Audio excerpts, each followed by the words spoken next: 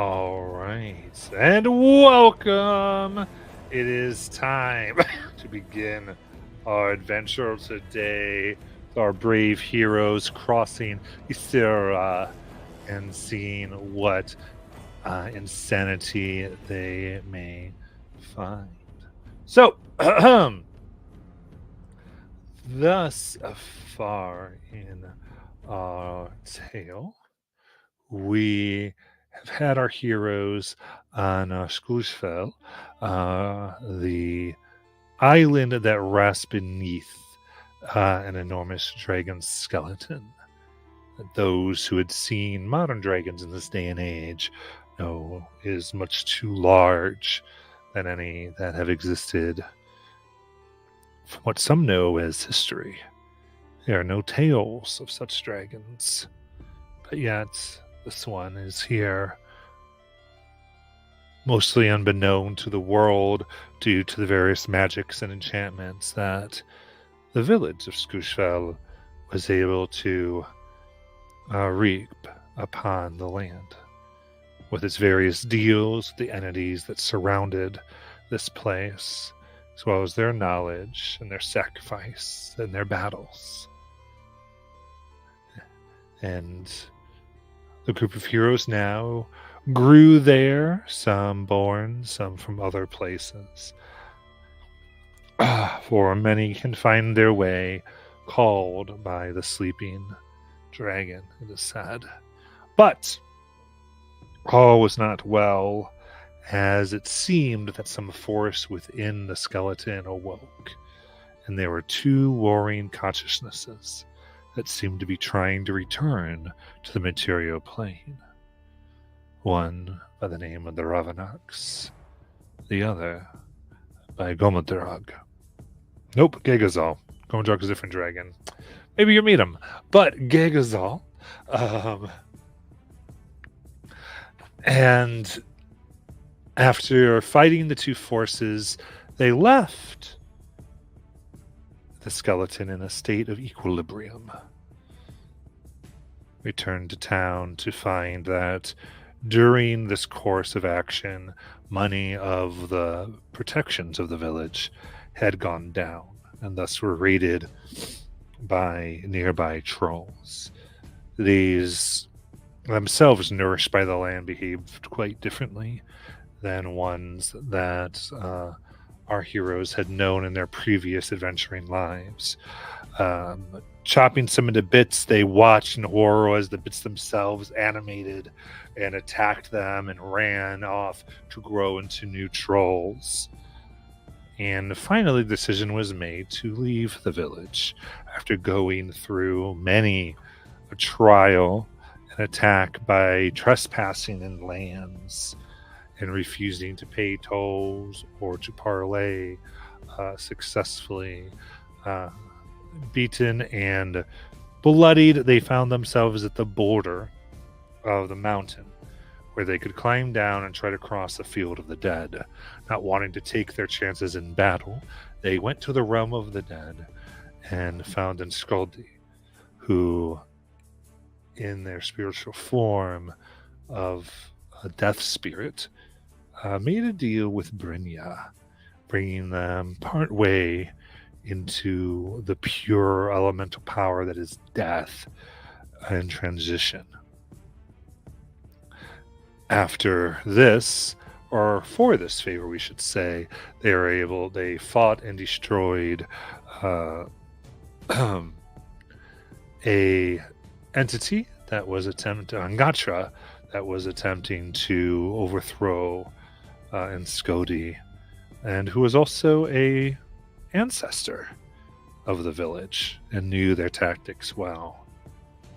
They then were able to cross and found themselves immediately challenged by much of the tribes that lived within the relatively flatter lands of Ithera, at least this section far away from Athansia and their tyrannical religions, and made a deal so that they could hunt and gather in the lands in relative peace, that they would take on the giants of the land, the not ones of that we would typically as giant kind, but rather the beasts, the great beasts that roamed. As a proof of this, one came and tried to devour our folks, and they were able to slay this massive worm, as well as a nearby hill, or really a creature that simply was masquerading as one to surprise them during their peace talks. From here, they made their way, having also entreated with a Stellari, a great stallion spirit, promising that they would find a peaceful way to live in the land, and found wanderers who stayed with them and seemed to be giving information to these humanoid-esque red-furred wolf creatures that were attacking the village and controlling nearby wolves to aid them in such battles. Banishing these two, they made their way and found further evidence of some havoc that these creatures may have been giving, as well as an ancient scale that bore the druidic symbols that Brynja was very familiar with. And then, most recently, they found themselves traveling deep underground, befriending a mushroom folk called Sprout, and invited down to the Mushroom Kingdom below, where they encountered a force called the Breath that seemed to have be food for nearby drakes that created mystical crops of mushrooms within, and generally helped the mushroom folk live and procreate. But it's possible that this very breath had corrupted them over time, as though it had grown darker and more sinister. And thus, they, in keeping with their law, attempted to turn our heroes into nesting chambers for more spores. They retaliated and defeated the majority of the kingdom, and found Sprout finally torn to pieces by the drakes and implanted, saying that they will be the source, since they were uncorrupted, of a new crop of folk. Leaving Sprout to his fate, they took a piece of them with the group in order to gather some of this mystical breath from below and take it back, so they may grow a sprout, maybe even a crop of them, for themselves, knowing that they must keep it far away from the sunlight lest it be destroyed. This somewhat distant way of viewing a life, of course, had troubled Torhilda, who has decided to stay a little bit in front of the group, mad at what has occurred, trying to reconcile it with their own morality and consciousness. And it's to that, as we are traveling deep below towards where the drakes told you the breath was, that we find all of you. So, as this happens, what would you all like to do? First things first. Massive recap. Ridiculous. Thank you. Appreciate it.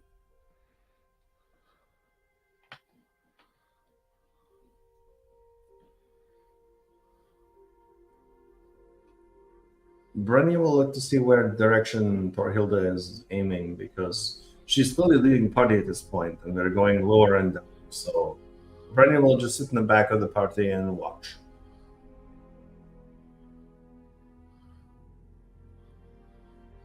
Yeah, and Torhilda is heading in at least the direction she thinks is the direction of where the breath is coming from, with the box in hand. I take it that no one wants to rest then. Which of the items were given to Nala? Was it the arms or was it the other thing? Of Sprout? Yeah. I think we determined what piece of Sprout was given, but there was a hunk of Sprout. Okay. Whatever. If you'd like to make it something you write fur, you can definitely do that if that would help RP or whatever. I would assume it's just like a little hand, and so she's kind of got it on her thumb as she's like looking at it. Okay.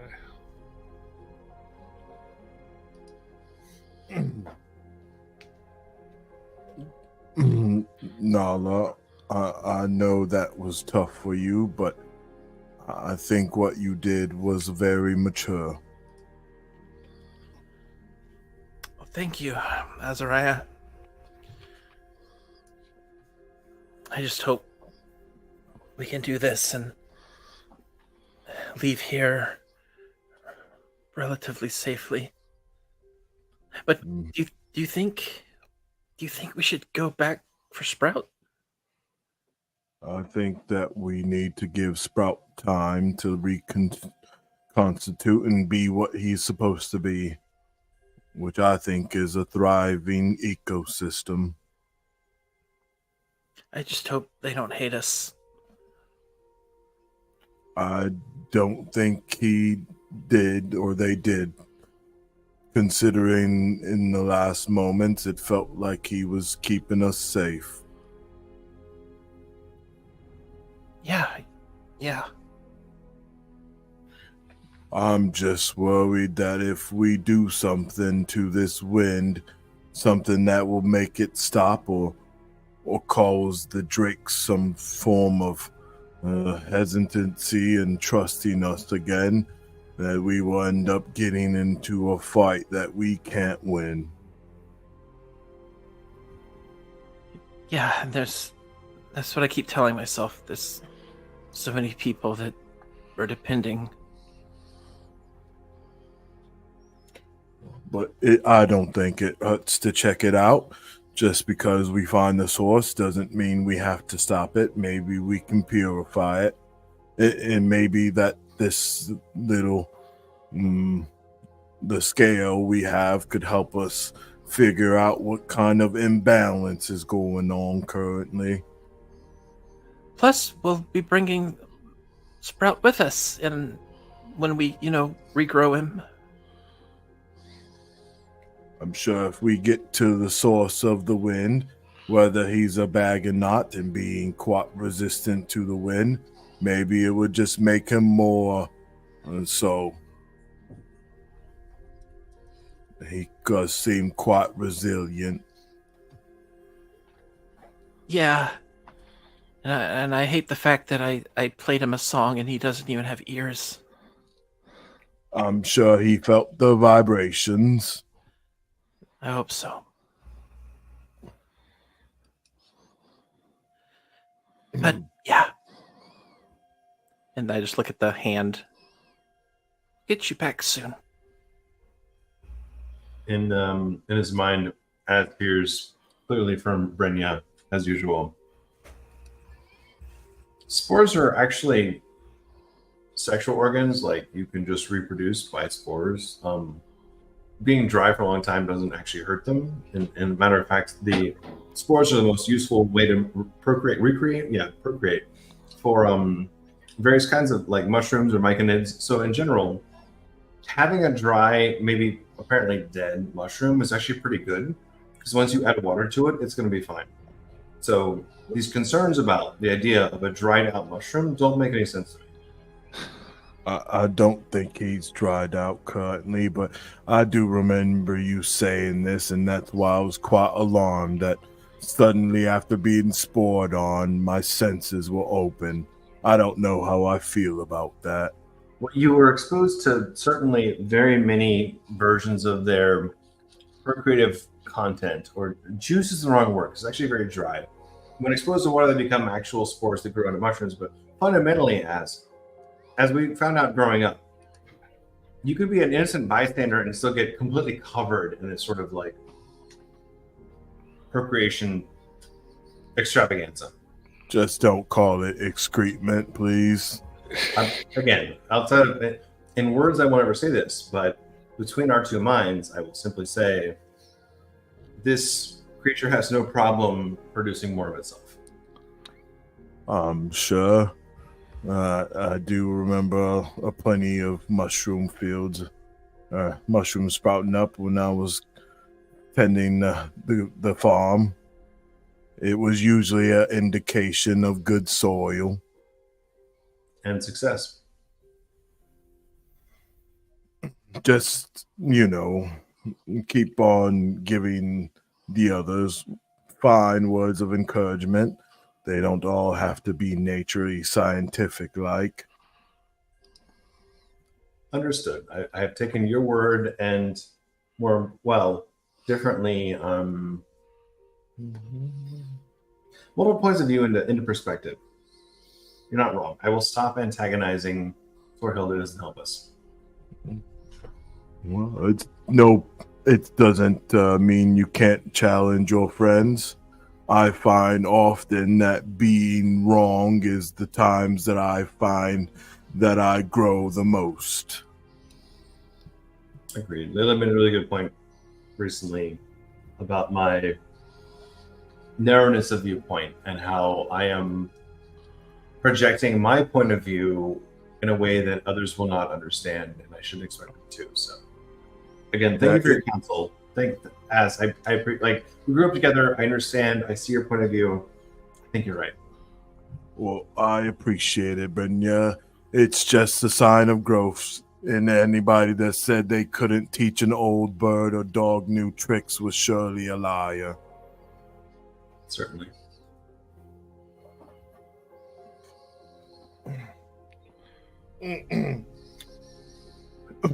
Now, is Thorhilda still like hurriedly making their way down? Or is it just like a brisk like walk or trek hike? Yeah, she's not running. She's Okay. walking with determination. Okay. I'll try to catch up with you, and you sure do move quite well down here.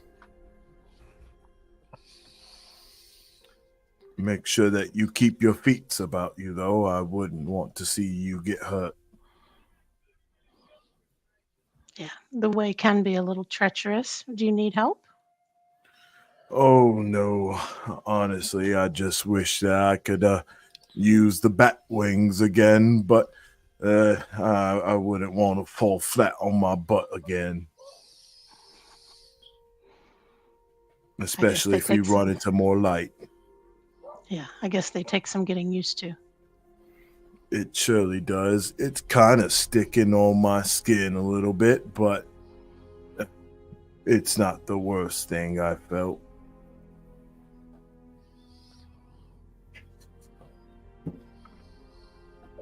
So what do you make of this wind? Well, if they do say it's true and its source is draconic after all, I want to really check out to see if what they say is correct.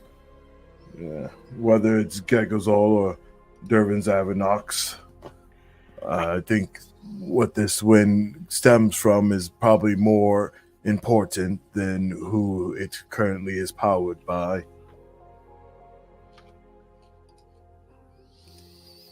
Do you think you know who? Do you have an idea who it's powered by?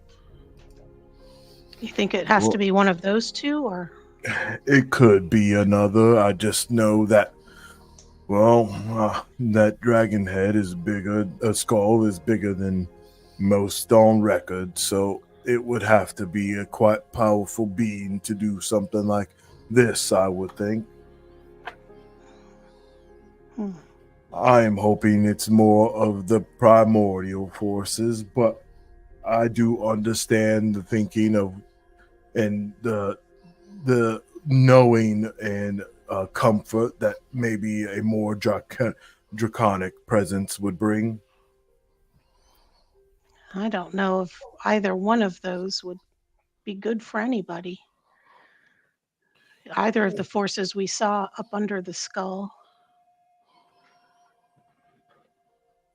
If I'm to assume correctly, I believe the original contract and agreement was with Dorzavanox. But that doesn't mean that just like people change, dragons can change too over time.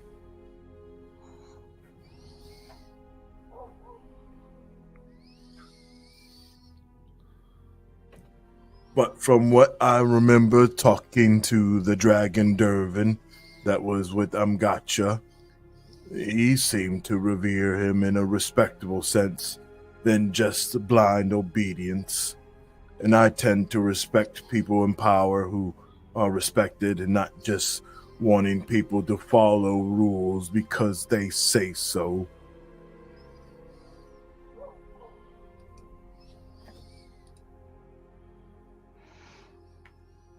Yeah, I think we can all agree with that. I'm not sure how we're supposed to capture the wind in this box, but I suppose we'll figure that out. I'm sure you'll find a way. I mean, you guys all did look into the scale, and maybe it could help us deciding what to do about the forces that are coming underneath. Mm-hmm. I don't have any idea how to stop the wind. I don't think we want to stop the wind unless we want to be Drake poop by the end of the day. But if there's a way we could purify it or figure out what's causing the imbalance that's making the myconids rot from the inside, I believe we'd be doing the whole ecosystem a favor here. We need a giant filter of some kind. Now you're thinking. Maybe we could try to make some type of filter that way. I don't know if we need a holy essence or what, but I'm sure the scales would be able to tell us what is causing the imbalance and attack it that way. Mm-hmm. And maybe some of the gems that we have are clarifying. We can construct something. That is true. I wouldn't doubt it. I do have a few runes as well from taking care of that device, magical device, at the belly of the beast on the mountain. I'm not sure how that would solve anything, but I think the fluctuating in temperature rapidly might have something to do with what is, or might be a symptom of the imbalance. That makes sense.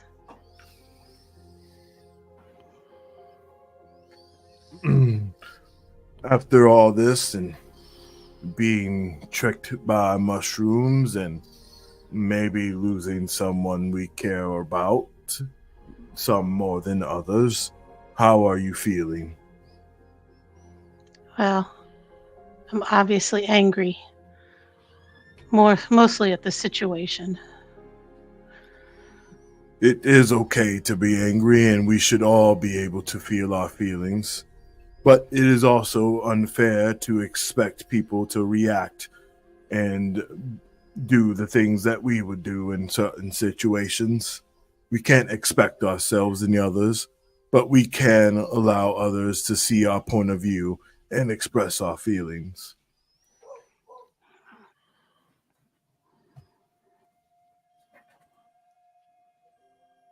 Yeah, I'm just worried about Sprout.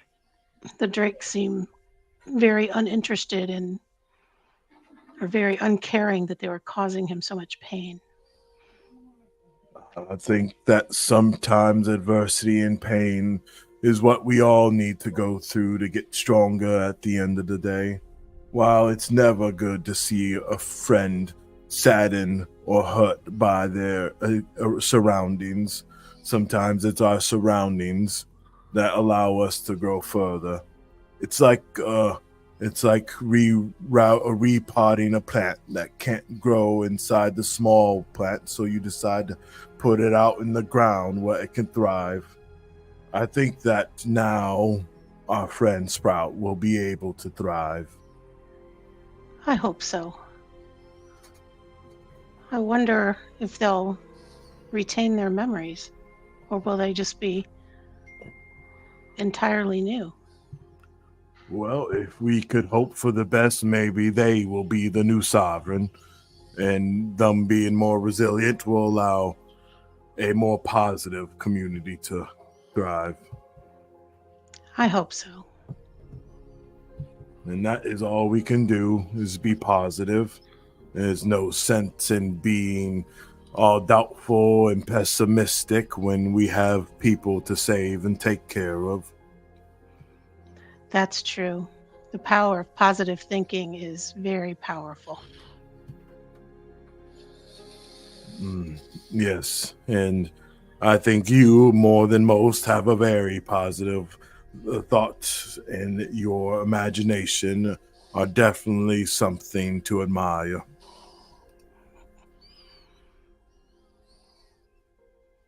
Thank you for the kind words and good advice.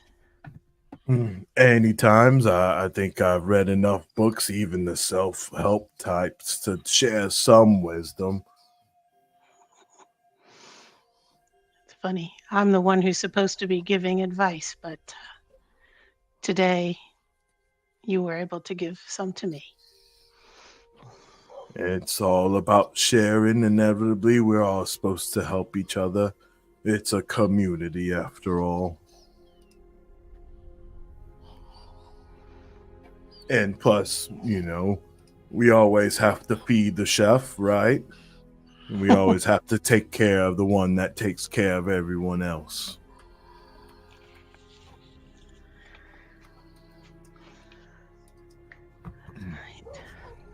Just want to let you know that I'm here anytime, though.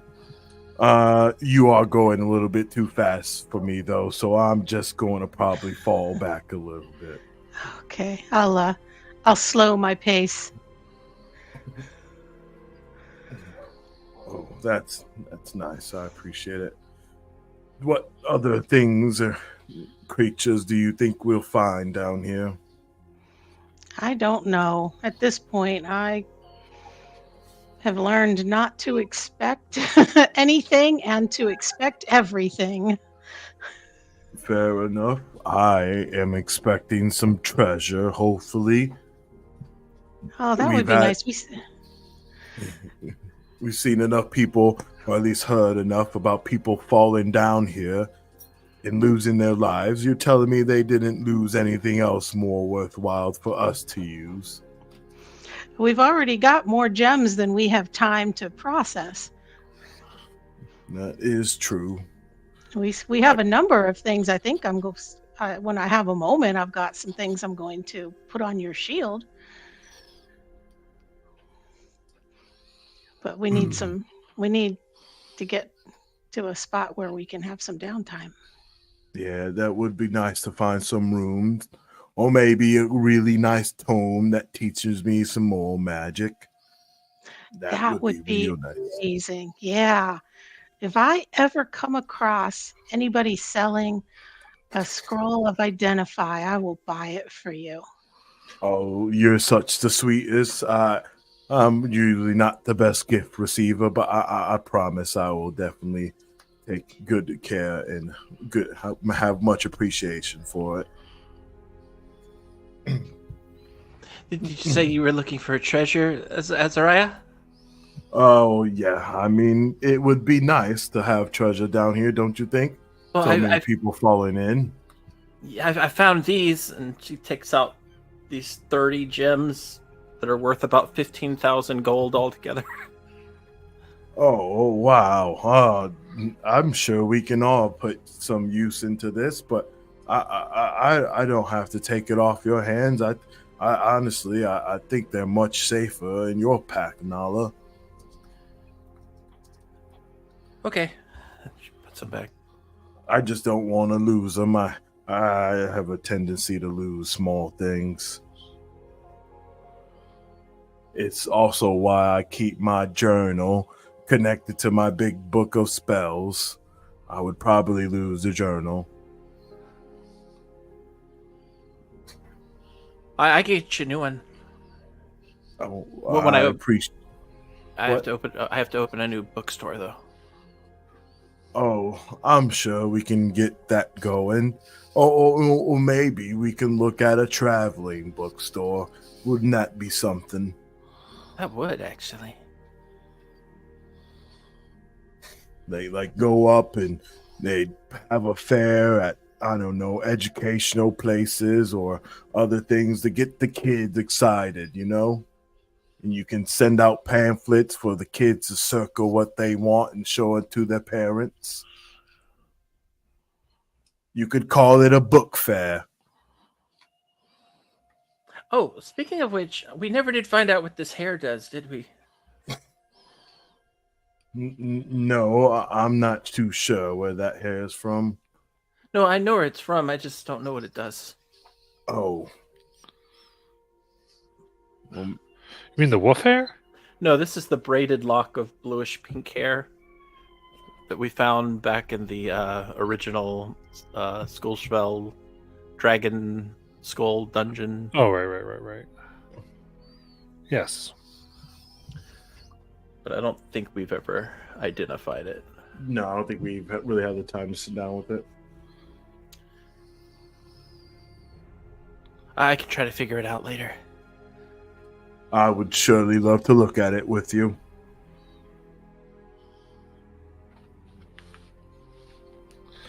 Okay. So it sounds like you push through. And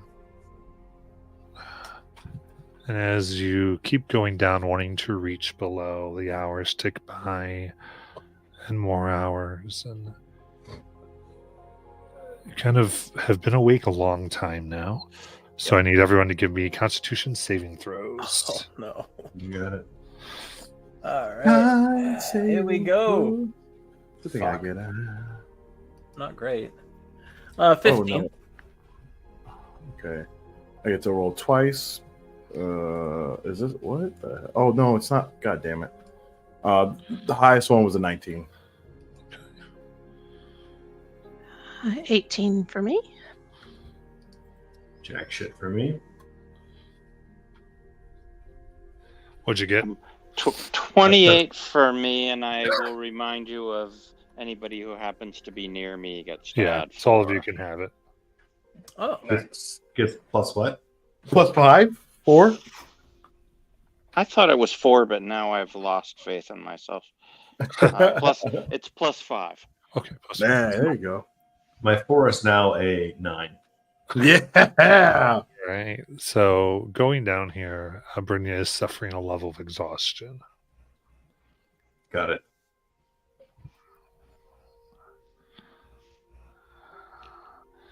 All right. Following this path back and forth, it kind of moves, and as much of what you used to get down, there's jumps and places you have to scale the side. It's not something quickly run. But finally it ends. And there is a large cavern that does twist to and fro here. And as it does, right where it looks like going on this path to kind of this mess of smaller caverns and pathways,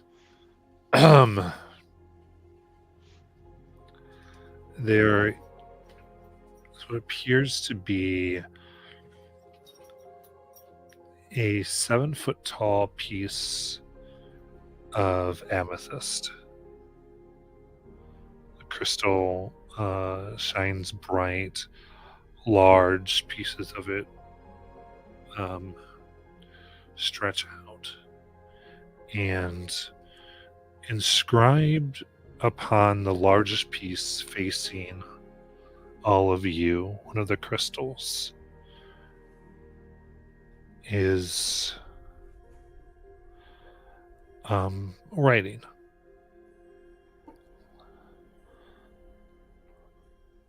And it's written in common.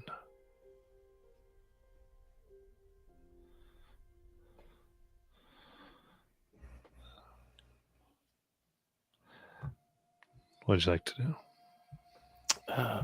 Go up and read it. Mm-hmm. Don't go too close and don't touch it. I wasn't going to touch it as she puts her hand back down. I don't know.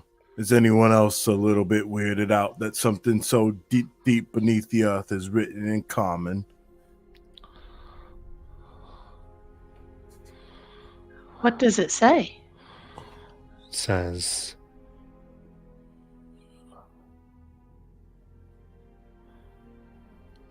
"My dragon warrior and dual sister, heed this call. In shadows deep and whispers faint, creatures lie, their sleep undisturbed, lest the world unravel.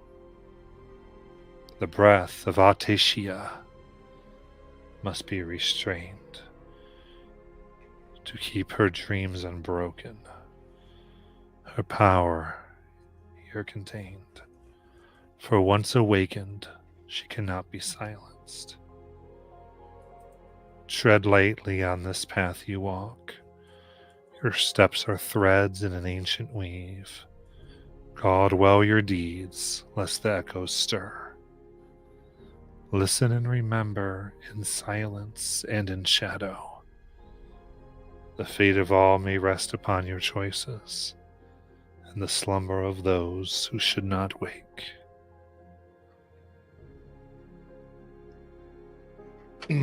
Sounds like we have to be real sneaky. Sounds like a lot of responsibility for someone who likes to drink their coffee with a lot of sugar. Or a lot of fun. Oh my god, I can't. Oh, the guys are just looking down at me laughing. I know they are. Looking down or looking up? Nah, at this point, we're so deep down, I think they might have to tilt their head sideways. There is always lower. Oh. And at the very bottom, it says, "These are the words of Joanne." Johan. Does anybody know who Johan is? Oh, yeah, I was going to try to history check all of those names, the dragon name, Johan, all those, to see if I've ever heard of them before.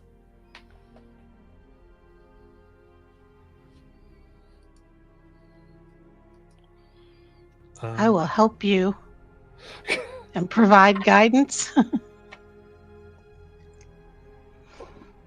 Should I roll for that, Matt?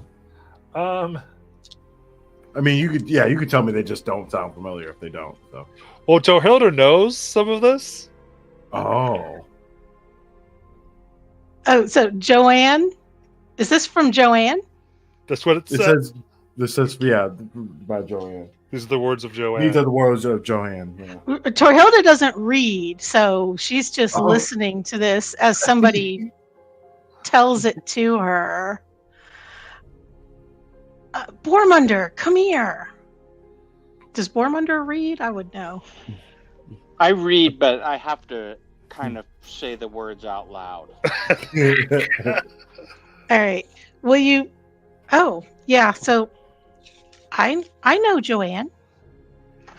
Do you know is this a famous person? Oh, I don't know. She never said. Say we read it again. Read it again to me.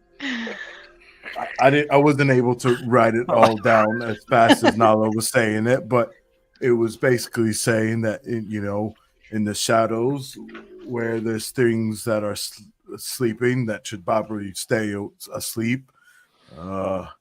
And there, and that this. Oh, can you give me one thing I did want to write down the dragon's name though? The breath. What was her name? Articia. Articia's breath should. Atesia. Artesia. Okay. Let me remind us, we have in chat channels, we can actually just dump blurbs or quotes if they're ambiguous to the whole team. Yep. Yeah. Yeah, I didn't write it down, so It was going real fast. I know. But that there's some It's in things. handouts. Thank you. That should be left undisturbed. And Bormunder and Mike have similar ability to recall details. So These are And my we should- words of Joanne. So we think Joanne wrote this? it seems like it. Who's Who's Joanne to you? She was the woman who took me in after my sister died. Oh, the one that taught you both. Yes. yes, I think that she has powers that are heavenly, but Torhoda think- doesn't believe me. I think she knew that you both were here, considering this is to the Dragon Warrior and the Dual Sister. I think she wrote it to us. How did she know we Oh. were coming? I'm the Dragon Warrior. I get it. My intelligence is 5. I don't know about yours, but I don't think yours is any better, is it? What's your intelligence? It's like Borman? 9, right? Like just. Oh, you're below. 9? 9. I'm pretty smart. Yeah. Yeah, Okay, it's pretty well, good. mine's- I need to dial back my subtlety. It's so funny. Mine's 5. No, we got there. We got there. I got 6 over here. Got 6? Holy Yeah. shit. I'm a 6. Mm. Has any of you heard of this dragon? The one that is mentioned here. Not unless there's a song. I haven't, unless the I DM was- tells me otherwise. I was talking to the Dragon Warrior and the Dual Sister, but I have I a- appreciate I have a the 6 knowledge. intelligence. I don't know who you're talking to. The Dragon Warrior is probably Bormunder, and the split I- sister is probably Torhilda. Are I you have guys? heard tales of many dragons. I don't know if I know this one. Yeah, Bermunder, because you know Draconic, right? I do indeed. Yeah, it definitely does not. It is not a Draconic name, and you have not heard of it. That of course does not mean, because sometimes there's other titles the creature could go by, but it is. But it's certainly not. Yeah, it's not a Draconic name. Sometimes, dragons do not like their true names to be known, and so this could be a name that others called him, and not his own true name. That is fair, and I think that's a good assessment. What Is sort there of name? anything about him I would recognize? Anything else in the text that gives me any clues that I might have heard before?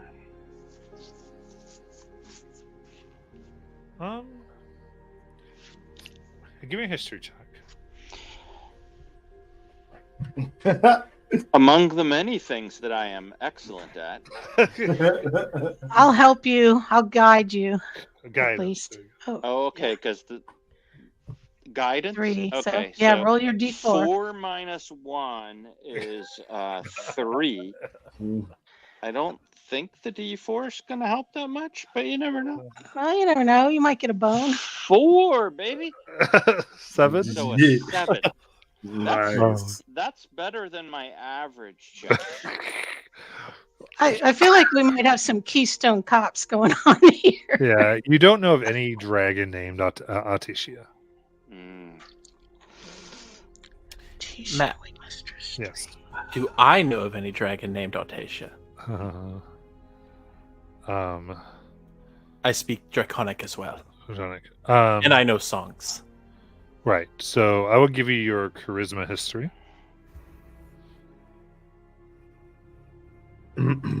That is a natural 20 for a 23. Nice. Yeah, excellent.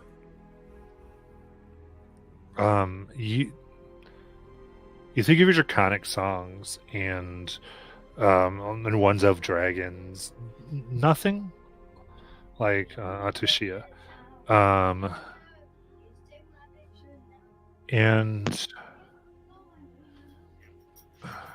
the only thing that does come to mind with the 23 is just a verse that has to do with not going. It's a ballad of when the tribes ran colonies of dwarves away from the land. Interesting. And it simply says, and it's much about that, and there's just a line that says, "For her breath must not be uncovered." And it was always this very weird verse that never made much sense. Well, so I relay that. Is this name Altacia that's not Draconic because of the story? Does it feel like it's Dwarven? It's not Dwarvish. Dwarvish. Um, All right. I will say, what languages does everyone know? Primordial, deep speech, giant, and common. Giant, Draconic, common. Primordial in common. We have that mushroom So that I would will let us say, understand all for of Hilda and Azariah, it is as you. It has a more primordial flair to it. Okay. But I don't read, so it would only be if somebody You pronounced just like it no, correctly. it seems from I just- primordial. Well, you're saying I it can out loud, speak right? it. Yes. Yeah, I can speak it. I can't read it, you know. Yeah. Guys, what about Durak Zavinox? It could be another name. That Dervazavanox is Yeah. also quite primordial being, and Yeah. Duravanex is draconic. is draconic. But we knew that they were more of a primordial being, right? Or like They're dragons. had ties. They're had ties. very clearly a dragon. Right. We No, have I got something to do with Primordial. Yeah, they have Oh. they have elemental power.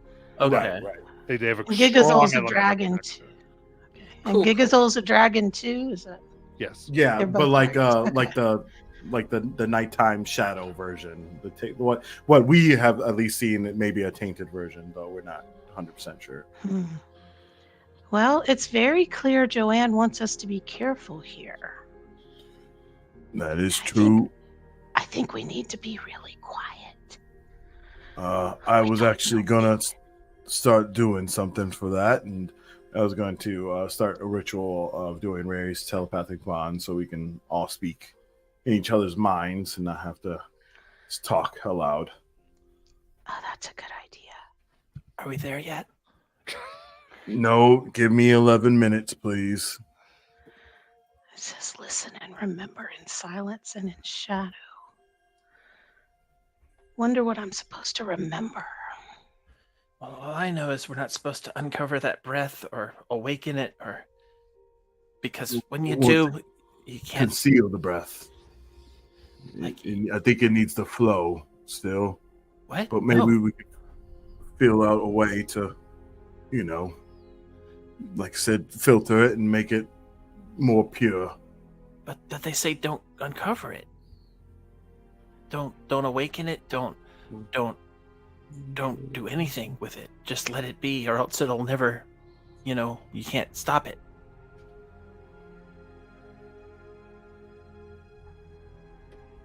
No, that's correct. There are things you cannot put back in the cage. Right, and it says to restrain it, which I think it must be restrained. There are very many creatures I would look at and say actually put in cage, or otherwise like restrained down to a place that's controlled. I feel like the answer of "don't let it out of cage" means don't let it out of cage. I agree, but it says the Beth that we should restrain, and obviously the Beth has been restrained because if this was true Dragon Beth, we'd probably all be cooked right now. But there But- is dank smell from underneath this place, and we're headed downwards into unknown places that the dragon kind of called the breath. Is this not the same thing? I believe so, and the Myconids did say that it had been getting stronger, which means it's loosely whatever restraints were on it are probably getting loose. Corrupting. Corrupting, yes. Why would we want? Well, despite the need that we have to go down, why would we ever ask to make this situation worse? I don't think we want to make it worse. I think we want to make it better by hopefully restraining or further restraining this breath, since it seems to be getting quite wild lately. And who is this prophet Joanne that I've never heard of? This is the one that taught Bormunda and Torhilda. Yeah. You know the power that I use to attack enemies at a distance and do damage to them? I call upon Joanne to deliver that. Let me ask you a strange question. In your religion, is Joanne a fixture, like a prophet, a saint of some kind, or who is Joanne? She's a physical teacher. A She taught physical them. teacher. I think she might also be a goddess, but Torhilda says I'm wrong. She consulted the bones and said she is just a woman who is a teacher, but I'm not sure I believe her. But her visions are always true, so maybe she is a woman. But still, she went to great trouble to tell us that we must stop this breath. So we must, whether she is a god or a woman. I would have to agree. Is Joanne still alive? She was the last time I saw her, and I can still tap into the power that she gave to me. So I think so. And she's friendly? Oh, yes. Well, not to everyone, but to me. Not to who? She seems to have enemies sometimes. She taught us how to fight and how to gain power. But she is kind. She took Torhilda in when she was in a very bad place, and I too was somewhat broken. I had failed at my responsibilities, and she helped teach me new forms of power. That's good. So you are unquestioningly on the side of this Joanne.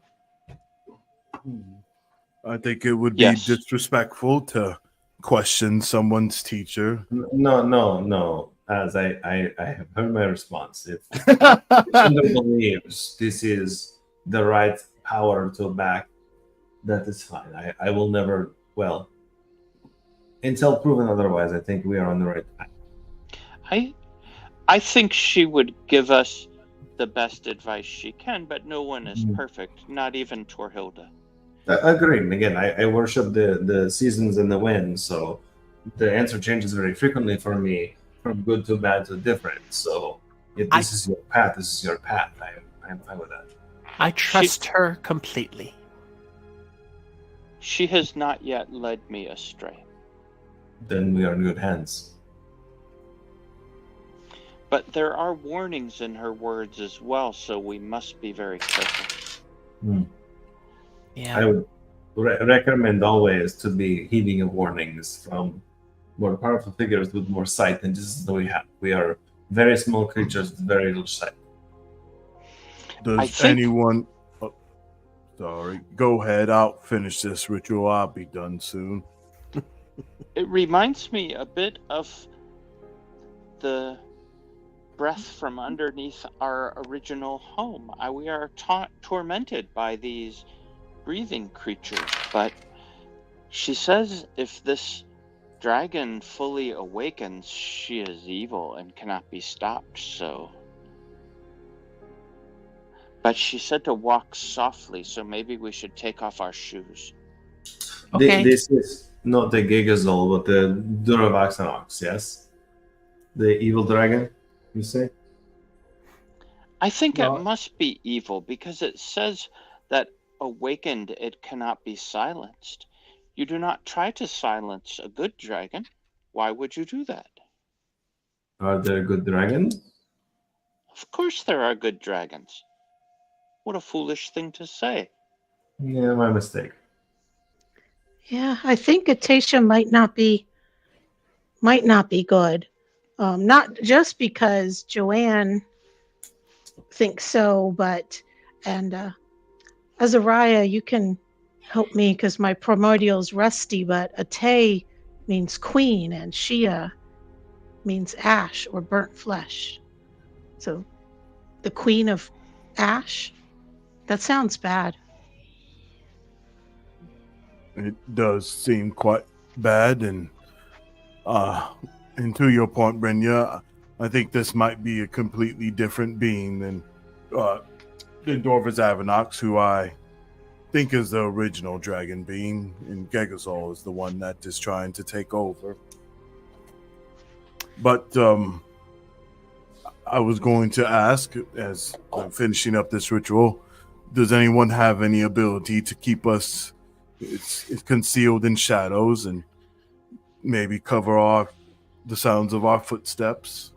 Well, I've taken off my boots, and my feet feel much better, no longer constrained by socks. I agree. Socks are in general a terrible idea. I'm guessing no one has pass without trace. Nope. Not the barbarian. Do you want some entangle instead? I have druidcraft. It's okay, and Azariah will slip off his boots. I guess since everyone is doing it. Are any of you harmed from our battles? Yes. I forgot to I- offer some I'm- aid. I'm still bleeding from our battle. Actually, I've been tracking blood the whole time, but I didn't want to inconvenience anybody. I'm pretty sure we all are.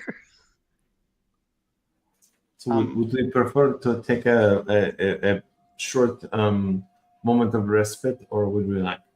No. I think that was what we were going to do. Was we just wanted to get away from the mushroom place first. I have no problem sitting down with you guys. I'm just going to read. Do you need a book? Oh, I have plenty. Thank you, dear.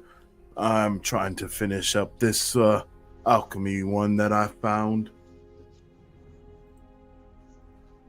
Alchemy, that's a choice, yeah. Well, we keep on finding things, and I think that the Alchemist's Apprentice book will surely teach me a lot. Well, I'll keep working on my book. What you're reading? I'm writing. Oh, that's awesome. Yeah, so if we're going to sit here, Tor will, I guess, sit with her back against the large amethyst crystal. They're very lucky, you know. And bring out her book and write her runes in her book. As you lean back against the amethyst, there is a soft light that emanates from it and surrounds the area and then becomes an opaque purple. Though those of you within can freely see out if you're within 15 feet of it. Ooh, pretty. Oh, I think Joanne must have put in a way for us to be here unseen. Yeah, I scoot up next to it as well. Yes, this does function as a tiny hut. Oh, nice. Well, if you guys want to rest here, I will just do the same and read my book and go to sleep. And it seems like you all deserve a much needed rest. So, are we going for a short rest here? It's up to you guys. I'm pretty good. I know we haven't long rested in a while, because I know that's what we were, I think, going to do upstairs. But Yeah, you were just going down for a long rest as you were attacked mercilessly. yeah, You can Might try as to well rest. take- It's up to you. I mean, this is probably as safe as it's going to get. So, Arcana, is this actually tiny head like similar? Like, what's the again? Like, Brittany's incredibly paranoid about unexpected magical effects and places you understand. Yeah. Is this just like a? Go ahead. Brandon, give me an Arcana check. You got it. Fuck. 8. My dice should die. I don't even question it. I'm like, oh yeah, Johanne's into this. Like, I trust the Yeah. two people. Where are my actual dice? Chuck are good people. Come on. Right. Does this magic feel familiar to Zvon having or to Tor having worked, studied with Joanne? Yeah. Does it feel So familiar? Joanne used a lot of gemstone magic. So this is consistent with things she might do.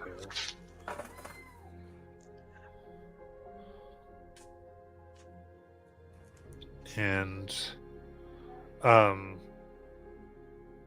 this is kind of an offer here as far as a thread you can kind of have some fun with if you want, Terhilda. But are there any like memories or stories Terhilda shares as she sits back and like sees gemstone magic she hadn't seen in so long since her time with Joanne? Yeah, it feels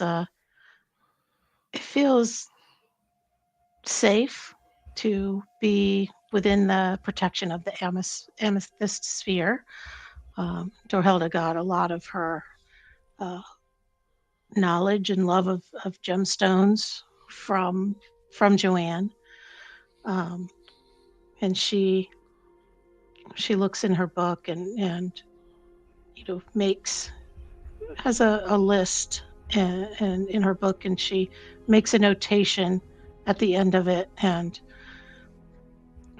just thinks back to the day that not the day that Joanne found her. That was a bad day, but she took her in and she thinks about her time with Joanne, but she remembers the day that with Joanne's help she was able to reach Svan. That was a joyous day. And then she remembers the prophecy that Svan delivered her when she reached her. And she looks back at her list again and she steels her resolve.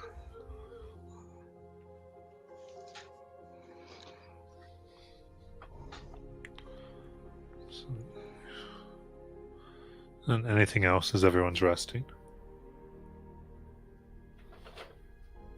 Oh yeah, I want to try to identify that hair. Did I say it was magical? No, but I've never bothered to look at it.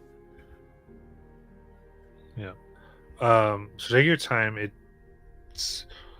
doesn't seem to have magic properties.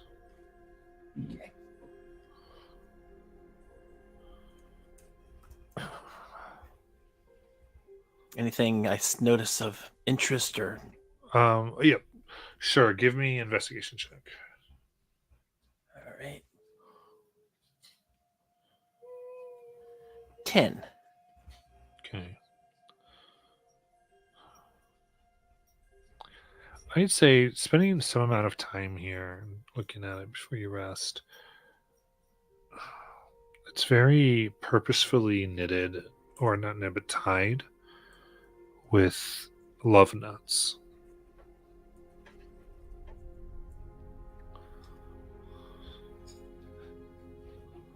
With love notes? knots. Oh, okay. All right.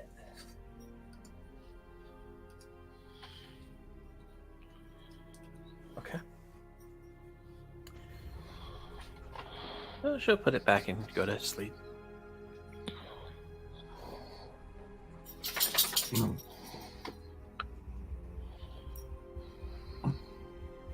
I'm going to read my book, mess with some runes, and then fall asleep. And as a reminder, I only take 4 hours. Mm-hmm.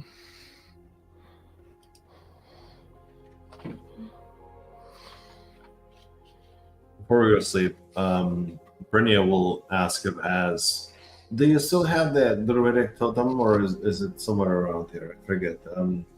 Is it yours or mine? I forget where the thing is living. I won't use it around the rest of you. I just wanted to contemplate the meaning of the thing. Were you talking about the scale? Yes. I think I had it, but I mean, you're definitely willing to, or more than If I welcome to could take borrow for a few minutes, that would be fantastic. I just wanted to sit and think on it because I have some unresolved emotions around that, and I normally don't like to be emotional, so I try to. Anyways, if I could borrow for like a few minutes, that'd be fantastic. as long as you need to, Brynja. There's no time limit. Fantastic, thank you. Brittany will take it out to the furthest outskirts of the camp, way away from Torhilda, and contemplate and like turn over her hands and understand like how this weird object of druidic lore, at least, came to be lost and wandering. And Yeah. Give me a wisdom check. you got it. Just whiz, right? Yep, straight wisdom, please. Just straight whiz. You got it, dude. That's a 19. Okay. You take your time here as you kind of stare at it. And there's some smudge and dirt that you begin to notice. And kind of instinctively begin to rub it off, concentrating. And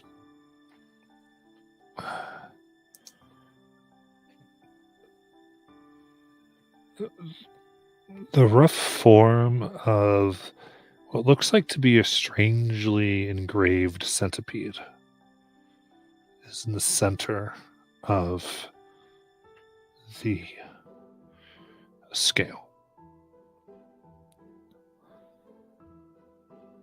And as you stare deeper at it, the lines, black with dirt, begin to take on a verdant green, sprouting leaf and flower.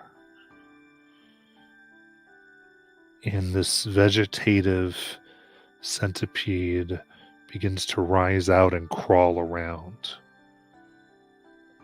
upon the scale.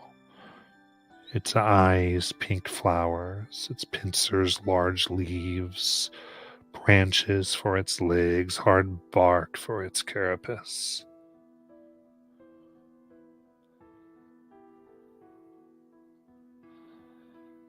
And it crawls upon your hand, sits upon your knuckles. Even in this form, it's about a foot long. It curls, looks up. And there is a breath that I think you lose for a moment. This, and you can think of how you might react to this, because you recognize this. Seeing it fully manifested, though tiny, as though a piece of it is peeking through veils between worlds. It is known as a principle of growth.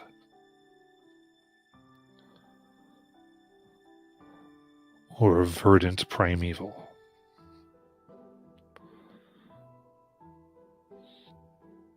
They're known as caretakers of the natural cycle of life and death, and often would fight those that they would see as upsetting the cycle.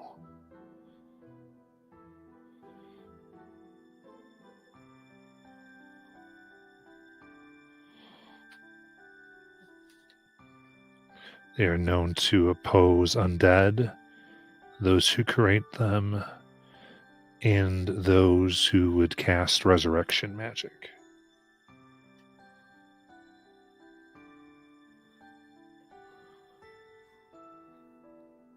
But why is it here? Was inscribed upon the scale, and your concentration seems to have brought some of it out. And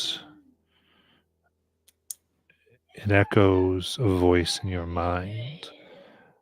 Mostly it just sounds like wind and water against rocks, the sound of crops that grow quickly enough to be heard, but communicates information, still begins making up druidic sounds.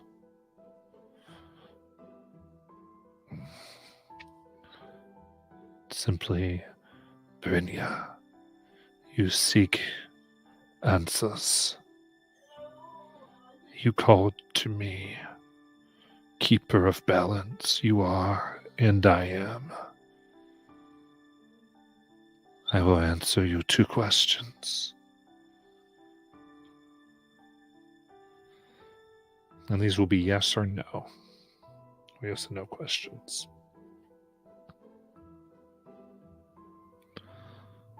Okay.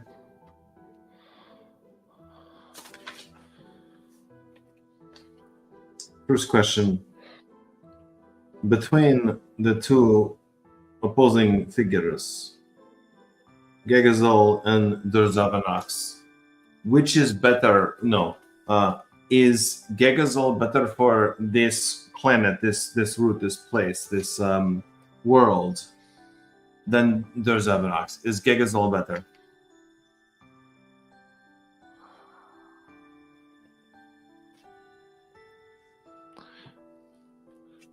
Gegazol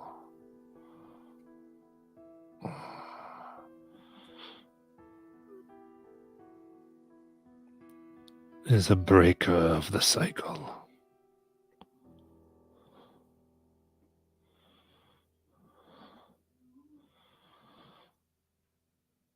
He brings an end to the cycle.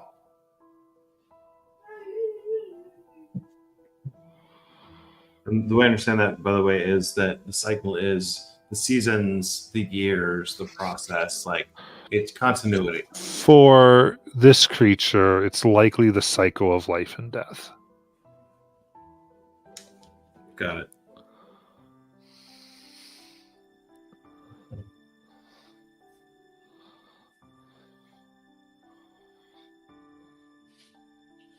Like proper necromancy, like when it's dead, it's dead, it's dead, dead. Can't be Right. alive. Got it.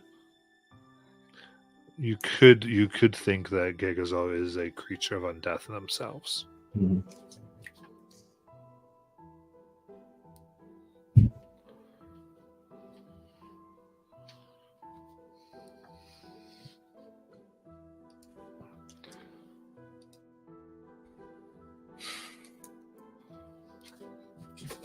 Do you have a second question? I do. I'm kind of like the yeah. I have. Second of my 2. Will the fight for death or undeath happen in the next 10 years?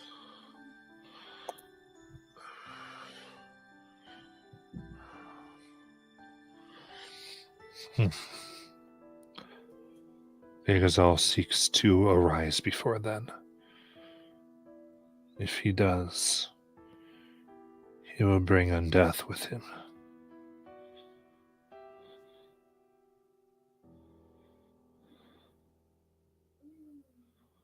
Understood. So our path is set. Our outcomes are very clear to my mind. And again, I'm only yet your student. I will never overplay that hand.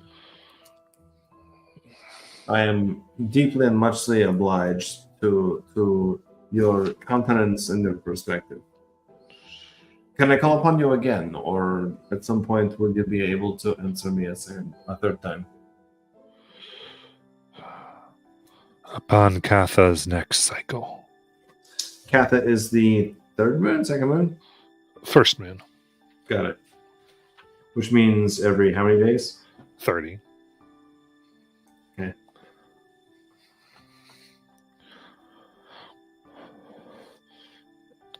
And as it leaves, the last words as it essentially comes back, fades into the engraving once more. Mm-hmm.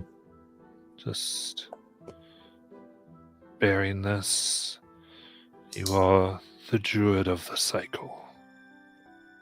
I am through the cycle.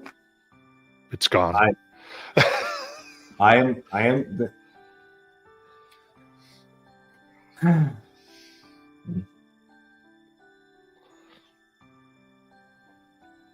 The circle of life. Don't do it! Don't do it! All right, cool.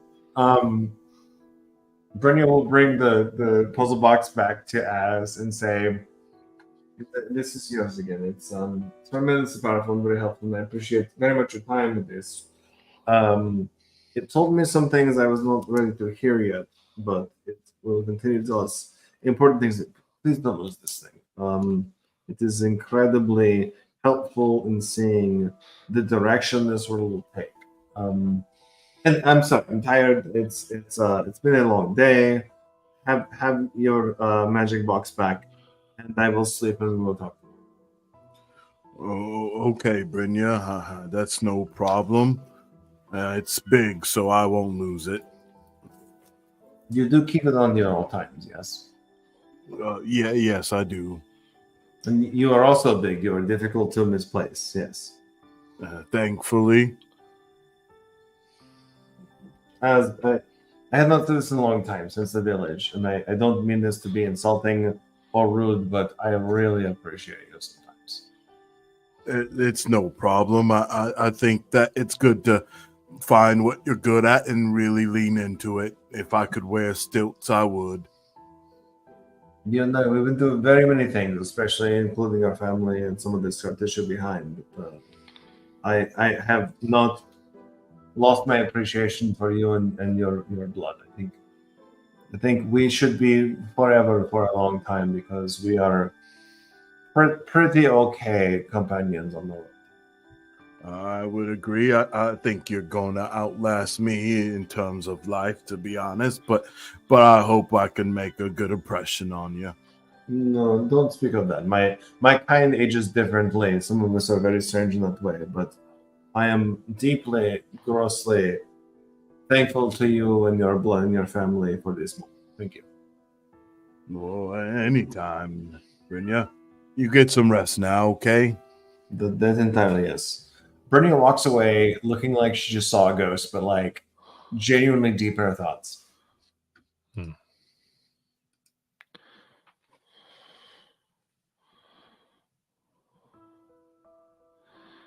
that case, anything else for this rest? Nope, I'm just going to wake up and end up doing the same ritual whenever we get there. But I'm just keeping first watch there because I was waiting for Brenya to come back and then going to sleep. Yeah.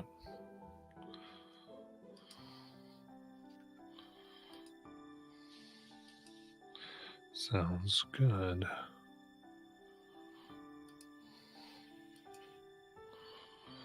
In that case,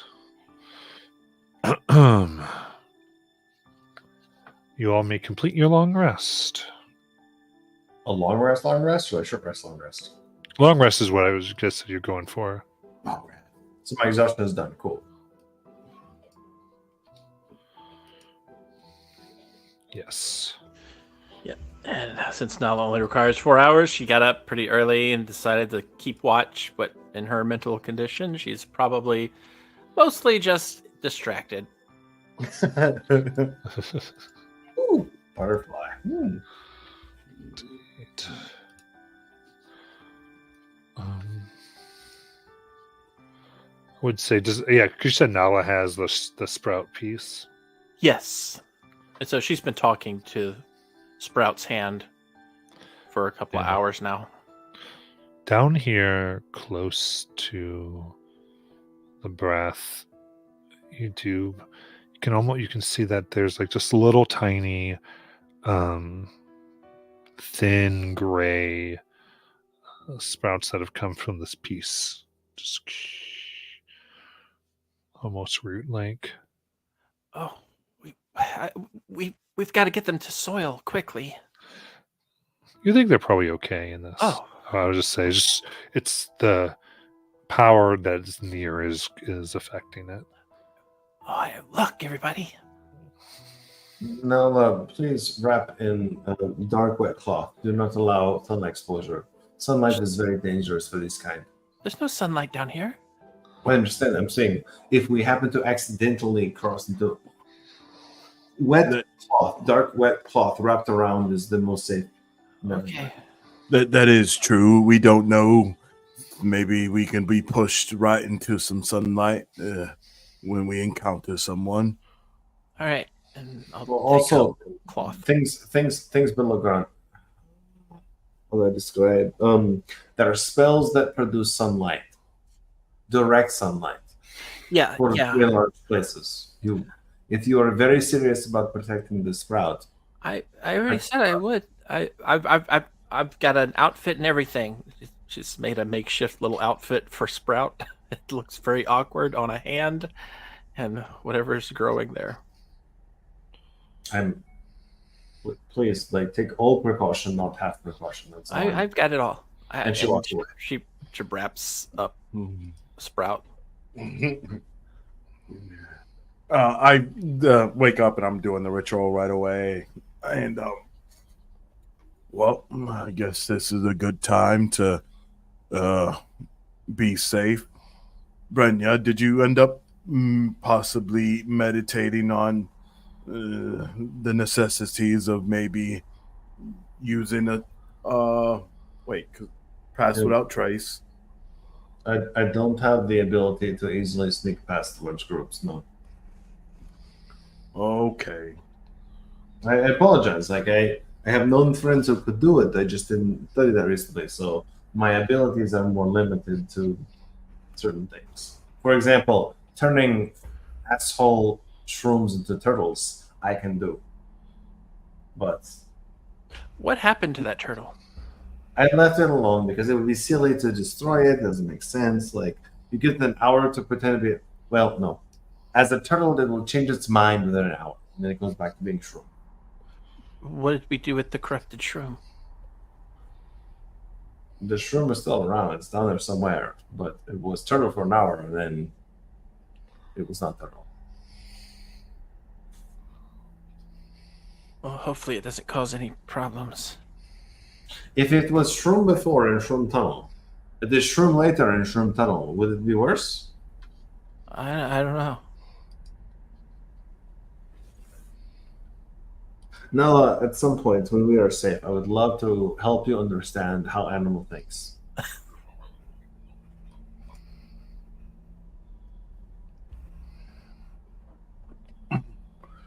Well, we should be able to talk in each other's minds now.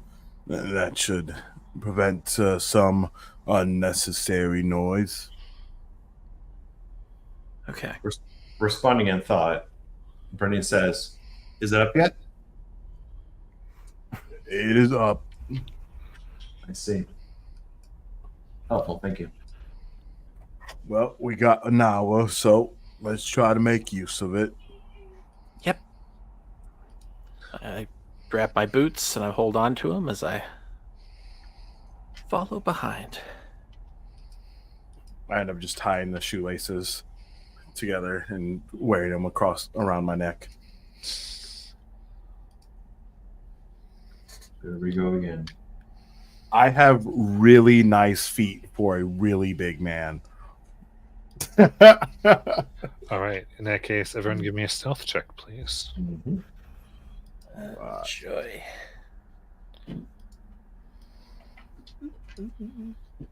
14.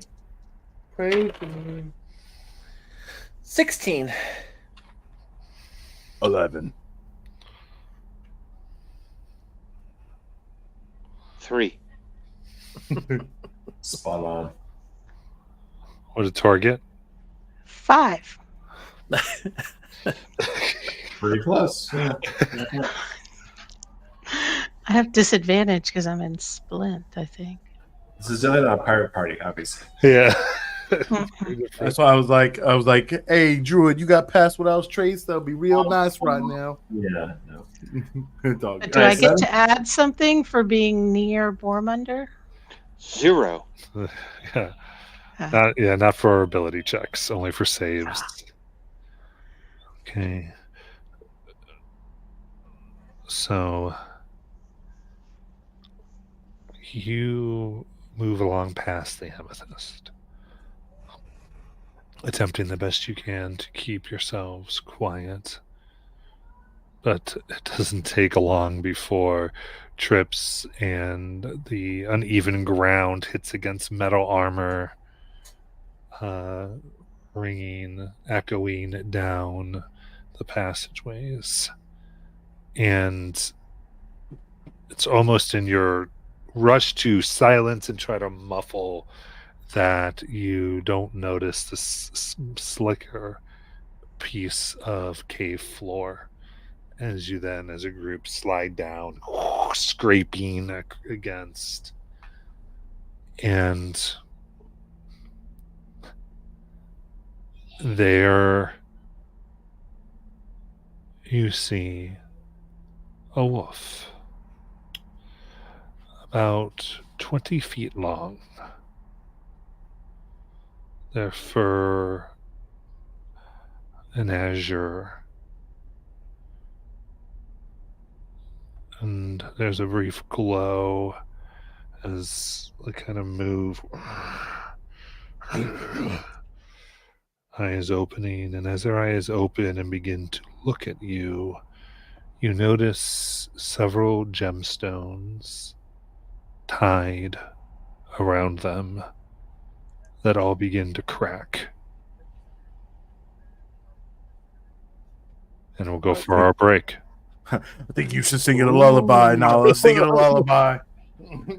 What if I'll come back asking you what you'd like to do. Get some warm milk. it's Joanne? No, it's not Joanne. He's got no. Here, puppy, puppy, puppy.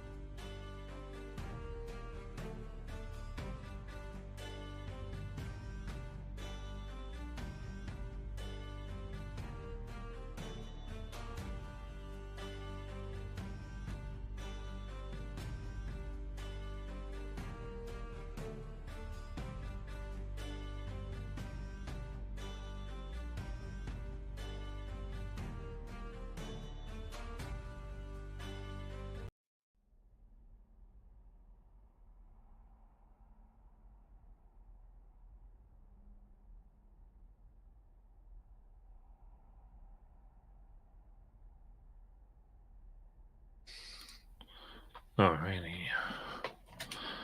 So now, as a reminder, this represents the importance of order and what comes next.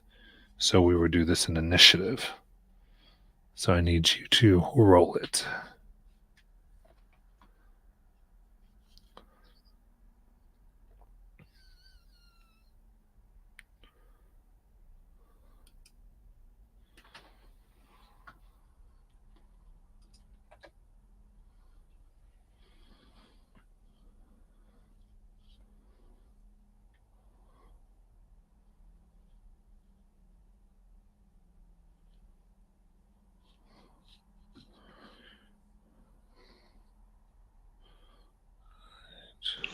+4 to everybody within 10 feet of me. +4 to initiative? Yes. Okay. Or of the sentinel. Or Shit, something. yes. I just assume at this point they're always around you. Yeah. I'm a popular guy. Yeah. Even if you don't know I'm you're a dragon updating warrior. the initiative.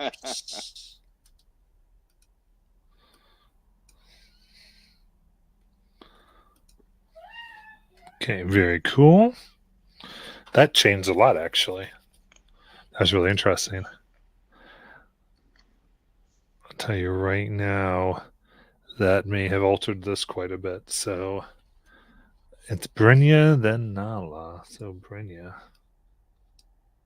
Brynja in telepathy speaks to the massive wolf and says, Brother Wolf, we are not misaligned. We are not here to cause you pain or trouble. If you'd like to withdraw or at least parlay, we would love to converse with you about your position. And if not, I will wait until you harm someone. Because I am very loath to cause you harm unnecessarily. And she will hold action melee for the wolf to hit anyone else. Okay. In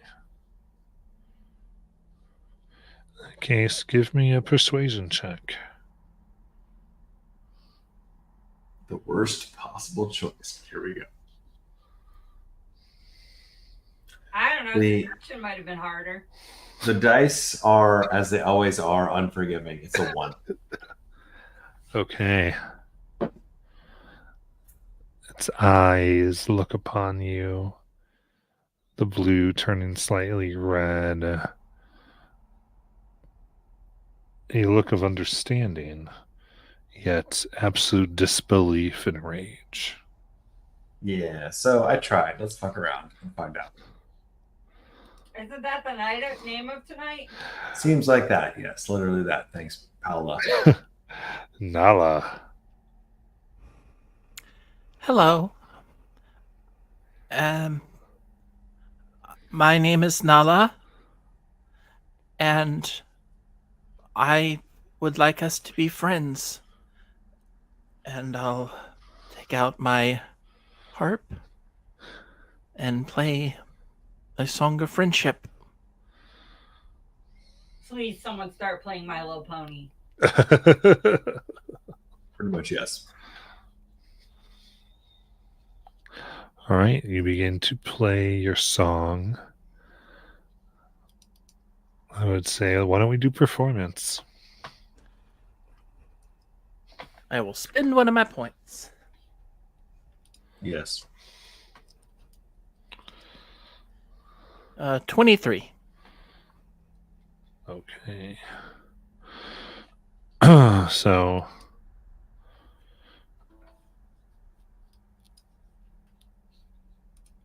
go ahead and try to let that go out. And That was not the appropriate music. as you begin playing, it bows its head a little bit.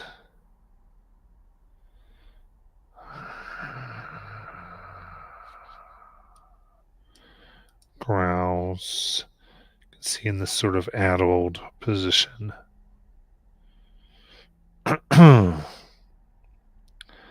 And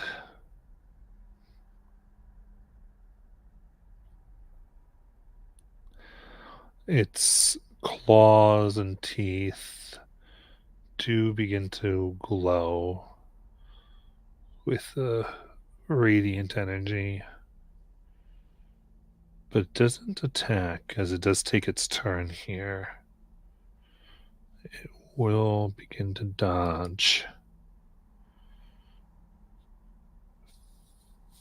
But you do feel that while it was provoked and ready to go, you've calmed it down a bit. Nobody ever wants to fight anything anymore. Bromunder. Answer this.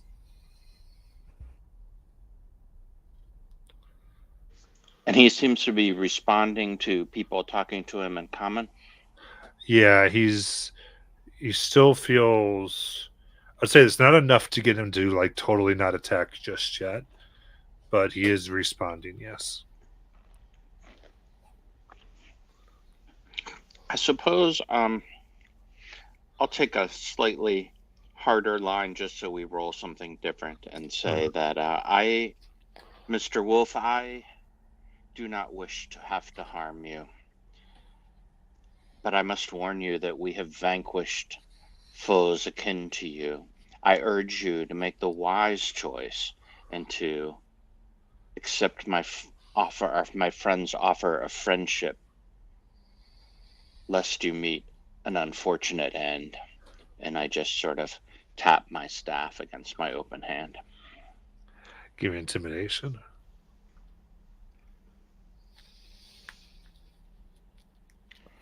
That's a 27. Very good. Looks at you. He's narrating, trying to size up your threat. Azariah. Well, last time I tried to intimidate someone, that shit didn't help. So, I guess as a man that has a thirst for knowledge, which also might not be a good thing here, I will clear my throat and start speaking in primordial, hoping that they could hear me and understand, considering their name comes from such. And I will say, Tasia, who would want to keep you in a permanent slumber? It doesn't seem someone befitting of your stature.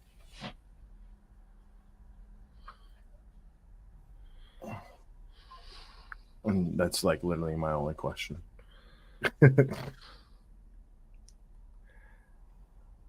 Give me a wisdom saving throw. Yeah. Okay, I get advantage. Woo! And +5 because of Bromunder, actually. All right. Wow. Okay. Even with all that, I got a 15. It sneers.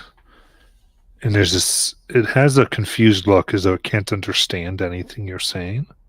Mm. And then you utter the word, Tasha, as it growls in fierce anger at you. I don't think they like that name. Well, what should we call you? I'm sorry, somebody else called you that. So it was your turn.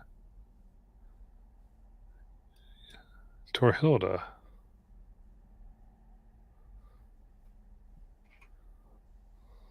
It appeared to be responding to common. Yeah. Yeah. All right. I'm going to try to calm it down. Oh, you've got some pretty gems there. I can help you with them if you want them repaired or anything like that. I just think you're so pretty and we just want to be friends. And I really think that you really want to be friends with us as I cast suggestion. Okay. I like this. So that's a Is that wisdom save then? Wisdom save 17. Okay.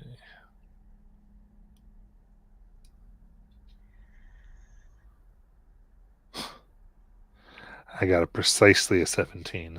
Oh. And I'm still just talking softly to it.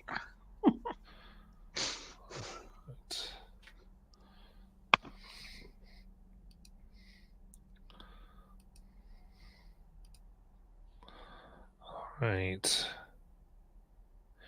Angered. You see smaller, medium-sized to you, wolves' spirits begin to hover around it. And they give a mournful howl. It is of pain and suffering, of duty. I need Constitution saving throws from the party. Is this magical? Yeah. And are we adding? You get your +5 from. Yeah. Oh, that's good. So 15 total for me. That is the DC. 28. 12 for me. I passed. For me. Okay, very good then. So. In that case, for those of you that passed, that is going to be an 18 cold damage. Oh, yes. And then for the fail, that's 37 cold. Got it. So far, cold resistance is the best decision I've ever made. All right. And remember, for your fail, you are also frightened. Oh, no. Unless you have something. Is everyone who failed frightened? Yes. Who's frightened? Awesome. I'm there. Brynja and Bermunder.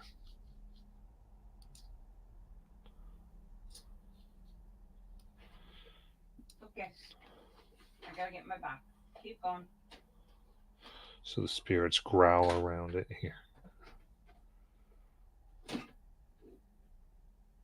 As it seems to have been disturbed, manipulated magically. It's not a fan. And we go to Brynja. Shit, I should say. All right, so I'm already frightened. I know where it is. Cool.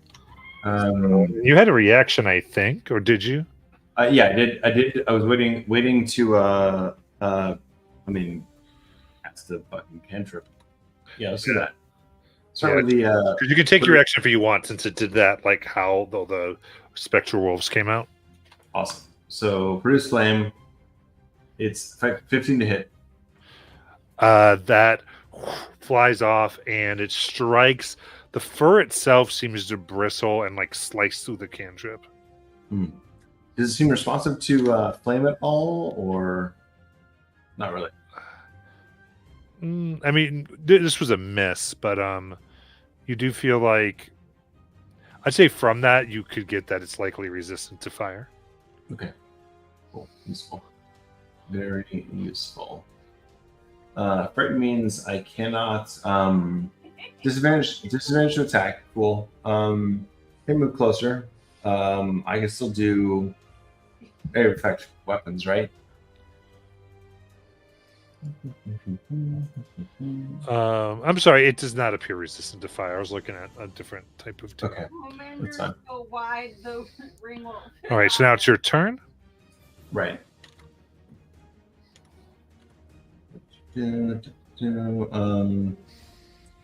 Let me go ahead and cast Conjure Elemental for Fire Elemental. God damn it! Now I gotta get up. You've seen it last week. Come on, it's not the first time. I know, but I don't like getting up. Right. That's my problem too. I'm lazy. I'm lazy. Can't you tell by my sets? So fire elemental right next to it, and then it'll immediately attack. All right. Yeah, you can roll the attacks. You got it. First one's going to be the stats plus 6 to hit, 2 seconds.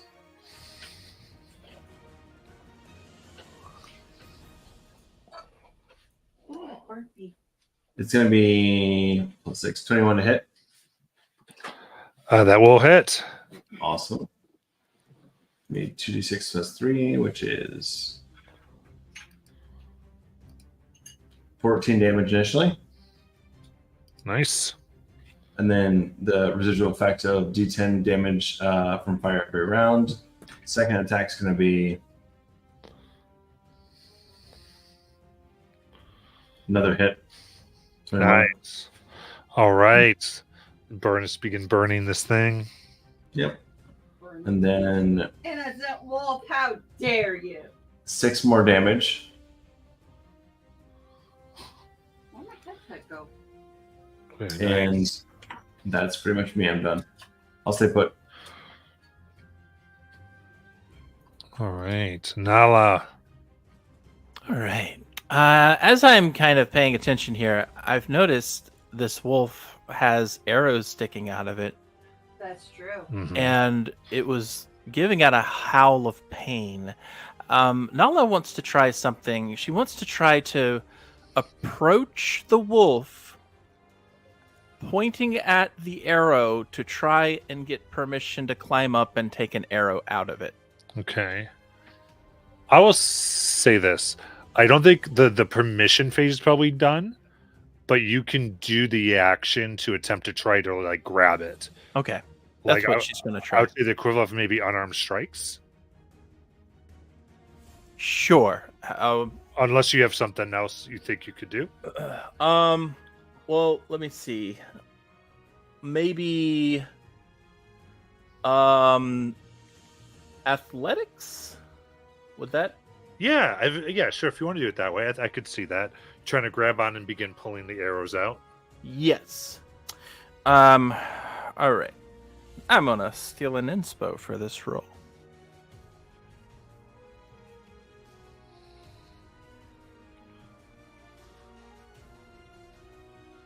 It's a nat 20, 29. Very good. I like this. I will say then you are able to run up and move around this insane wolf and are able to remove the arrows. Nice. So you're able to get them all out. All right. Nice. But they don't really come out of the. Yeah, they don't come out of the belly. I You're able to know. get I their arrows know. out. I love it. Yeah. Do they get to add that many arrows? So yeah, 5, 6, 7, 8. I think she's still up there on the wolf. So Yeah, you're on the wolf. I like yeah, it. that's Yeah. her turn. That's I her love turn. it. Gets up there, chink, chink, chink, chink, trying She's to. kind of like trying to soothe to- it with her hand. You got 8 arrows for your inventory. Yeah, Okay. I like this. And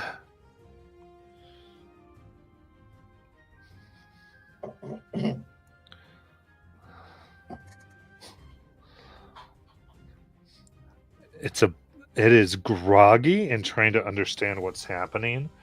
So I think it levels its head at Brynja. Yep. As it opens its jaw, and you can see its teeth glow bright, and arcs of energy spew from the very sharp tips of them and form a large bolt, which splits into 4, and all 4 come flying at you. So to be clear, like, is this an actual wolf or wolf spirit? Like, does this feel like a spirit of a wolf? Again, knowing the forest spirits, does this feel like not a wolf, but like some incredibly powerful like arrow spirit. Yeah. This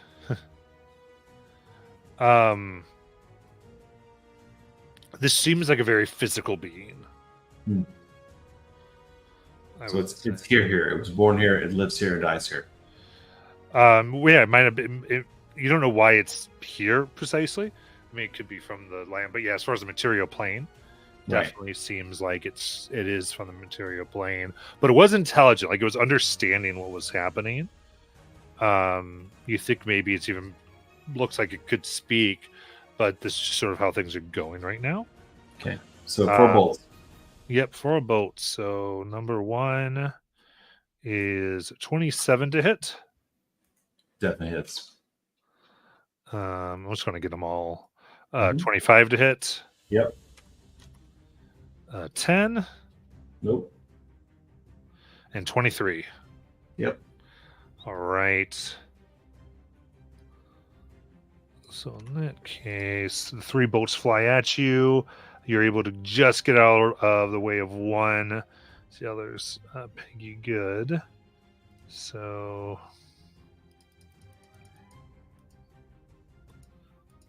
here we go. For a total of 52 radiant. What you need. I am down, and the fire elemental just disappears.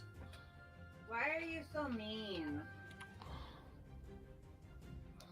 All right. Hurt you, Now, Matthew. Nala, just for the visual, you're on this. All these spirit wolves that are orbiting around it kind of look at you, and they're trying to discern your intentions as well. And Bermunder.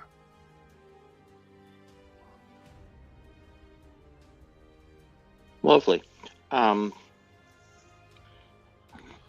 So I don't think I am going to attack. I think I am going to. I am currently frightened. Yep. Mhm. Yeah. So So I you can't think go towards it, right? I don't think, right? Right, you can't get closer. I think I am going to. And so the first round of times we talked to it, it didn't attack, and then it did once we got. I'm going to go ahead and cast heroism on myself. Okay. And so that will render me immune to fright Perfect. and get me some temporary hit points. Because you're too wide for the frighten to actually work on you. Well, I mean, I know that's true, but You're I a need minor. to point that out. Really. Perfect. Is that your turn? I'm gonna. Yeah, I'm gonna say it is. All right. Azariah. Oh, Brenya, and he will, as I should have this. Okay, I was to say like I have this at will. Okay, as like blood starts to kind of seep into the wounds of Brenya, I'm going to cast Healing Word. Very good. Just something to get you back up. That's going to be full for 9 hit points. Speak the words Vitalis Volcaire and try to get you back up there. And then that's my bonus action. As an action, taking one from the local or our resident lover of animals, I think about the time that that Torhilda was approaching the thunder horse and all that, and I'm like, okay, if I just do it like this, like it should be fine. And I don't move closer, but I suddenly a mage hand appears next to the face of the wolf and starts like ruffling his head and like trying to calm him down. Good puppy, good. Amazing.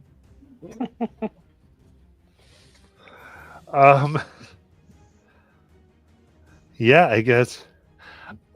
I feel like I want to give you an intellect persuasion because you're so trying to like think of the best way to do this. Right. Okay. I got you. I'm gonna do it. All right.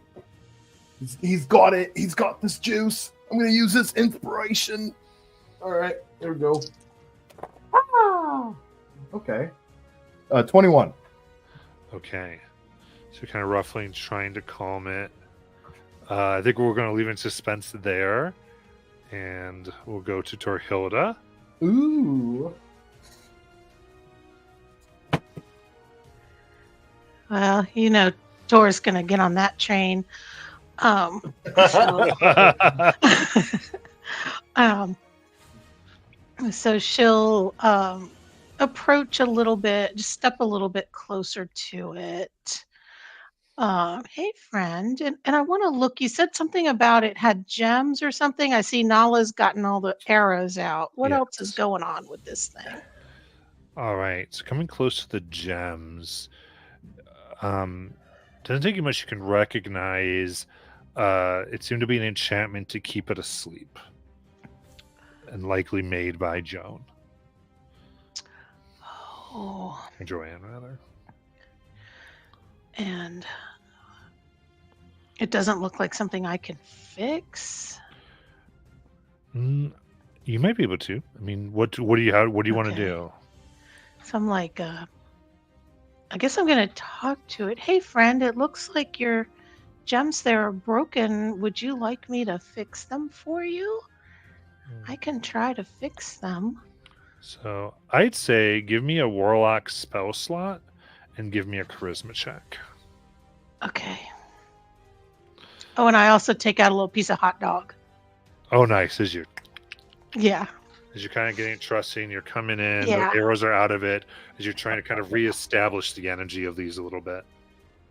Yeah.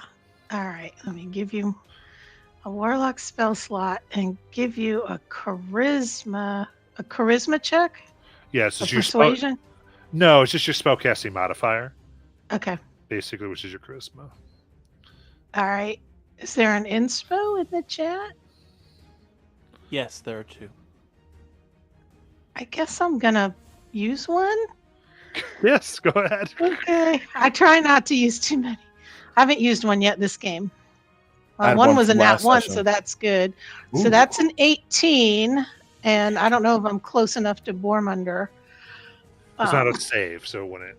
It's not a save. An 18. Oh, but I do have allies influence. 18. Let me see if I can do something with that. It says when I fail an attack roll, ability check, or saving throw, Okay. I can use a reaction to add 5 to it. Yeah. I don't know if I failed or not. Yeah, it's sort of a slide, so I'll tell you it would be beneficial for you to use the ability, and I'll let you use it. I'll use that. So 23 total. Yeah, I'll allow it here. So I'd say you sing, but you kind of like are, in a way, it is. There's like, the gemstones. There's almost like a resonance as you kind of tap them, that you remember Joanne mimicking with her voice. So it's like the soothing from Nala as the arrows are taken out, and as you tap these gemstones and resonate, and it's in a trust, it's in a thankful mode, and the spirits around it seem to fade more and more, and it looks, and it gets a little sleepy.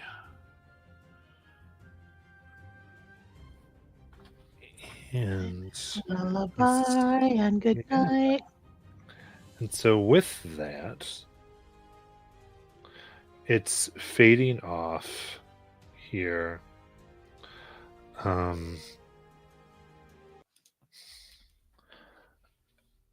Into a sleep again.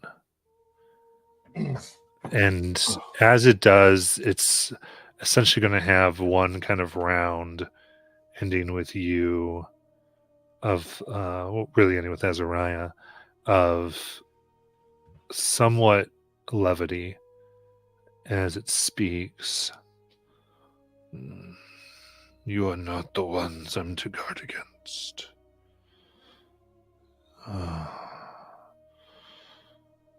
I can rest. Your kindness. So, Torhilda, you can decide what you'd like to do here. You can ask it a question, you could do something, but by the time it gets to your turn again, it will be fast asleep. Okay. So I guess I'll ask it who he was supposed to guard against. Okay. That's a great question. The servants of the breath of Zaisha. Or Tesha, rather. It's okay, yeah. Do they look like this? And I'll use minor illusion to do a picture of the dragon things that were hurting Sprout.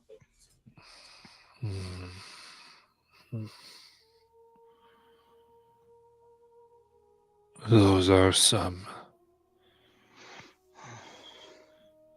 That's why they send their. Well, and it kind of gets. Seskardo, your question there is like, but also the ones, that one kind of looks towards Brynja summons. So I think that's that And the interaction. elementals, yeah. Okay. To I knew I didn't like those guys. I knew this is in the group chat. If we still Group have chat. Rary's telepathic bond up. Yeah. She's like, I knew I didn't like those guys. They are no good. We're gonna rescue Sprout. I'm serious.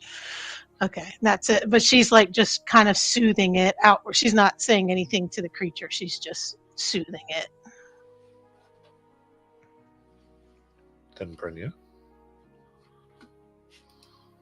What is Wolf? What is the nature of the evil you face? Like, how will we recognize it? How will we understand what kind of things are of the enemy side?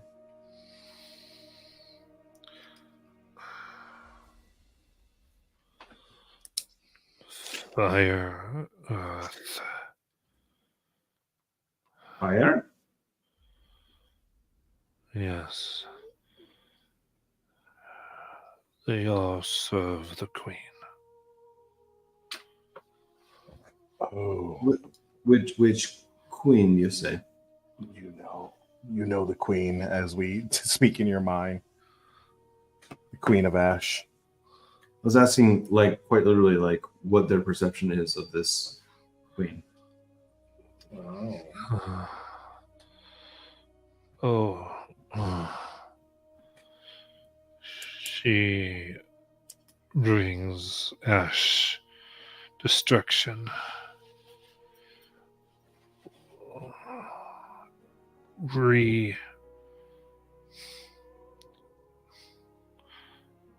It's to enslave what she left behind.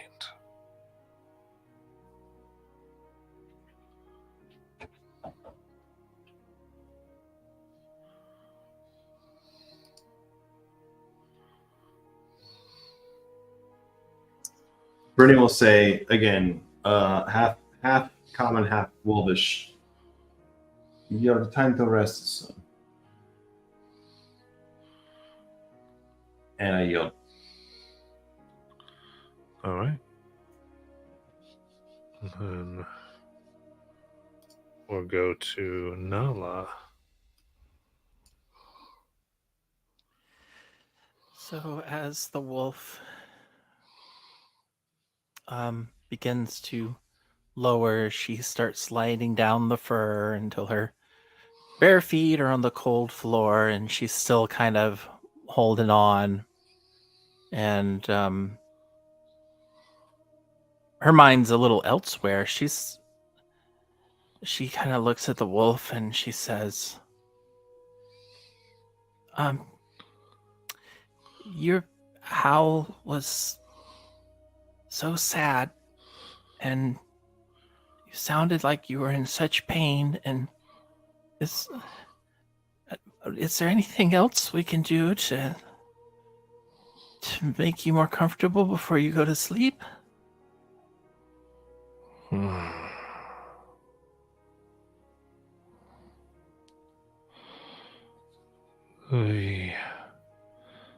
I mourned my mother.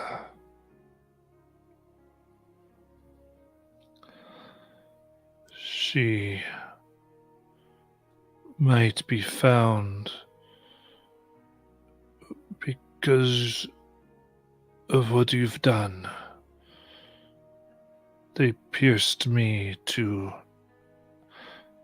capture her. Where is your mother? I don't know. What is your mother's name? Dragvag. Dragvag. And what is your name? It's kind of losing at this point, and it will yeah, raise this large bloody paw and put it on your face. Okay. And the blood glows blue. And you can decide if it makes a mark. I don't want to cosmetically affect your character, okay, without your permission, but you can feel a part of spirit kind of melting. She knows you've done a service to me with this. And although she thinks about asking the wolf for a paw to see if we can regrow one, she thinks better of it. And so instead, she will just kind of end her turn by taking out her harp and starting to play a little song about Dragvag and to help them sleep. And that's her turn. Bormunder.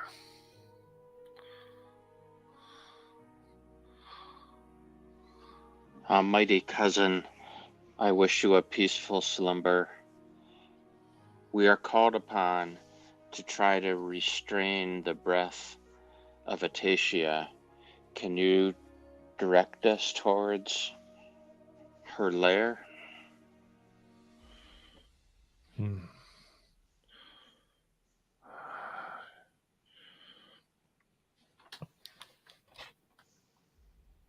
Forward, you will find left, right, left. You must be silent. Her servants sleep. We're very, very stealthy. That's one of our best things. And I place my hand gently upon her shoulder and using my paladin's touch, just give her 5 points of laying on hands to ease her rest. Nice. And Azariah.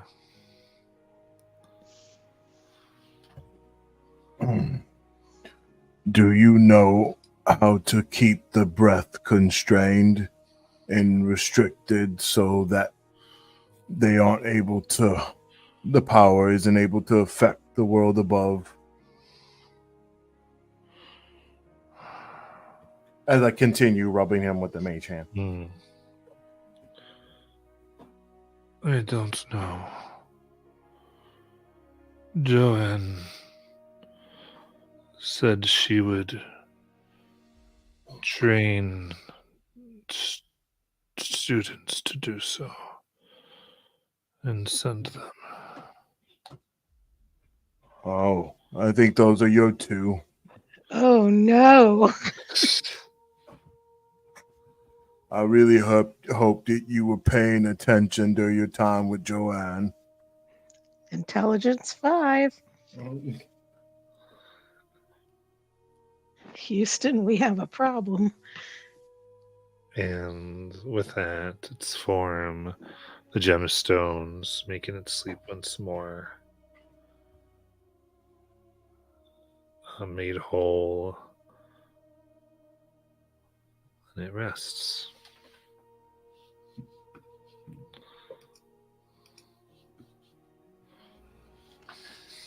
I just kind of pet the fur, and I look at Torhilda. Yeah, we got to do something about these reptile people. They're on my shit list. But I think we'll deal with them on the way back if we survive this. I'm the worst friend. I didn't even see it.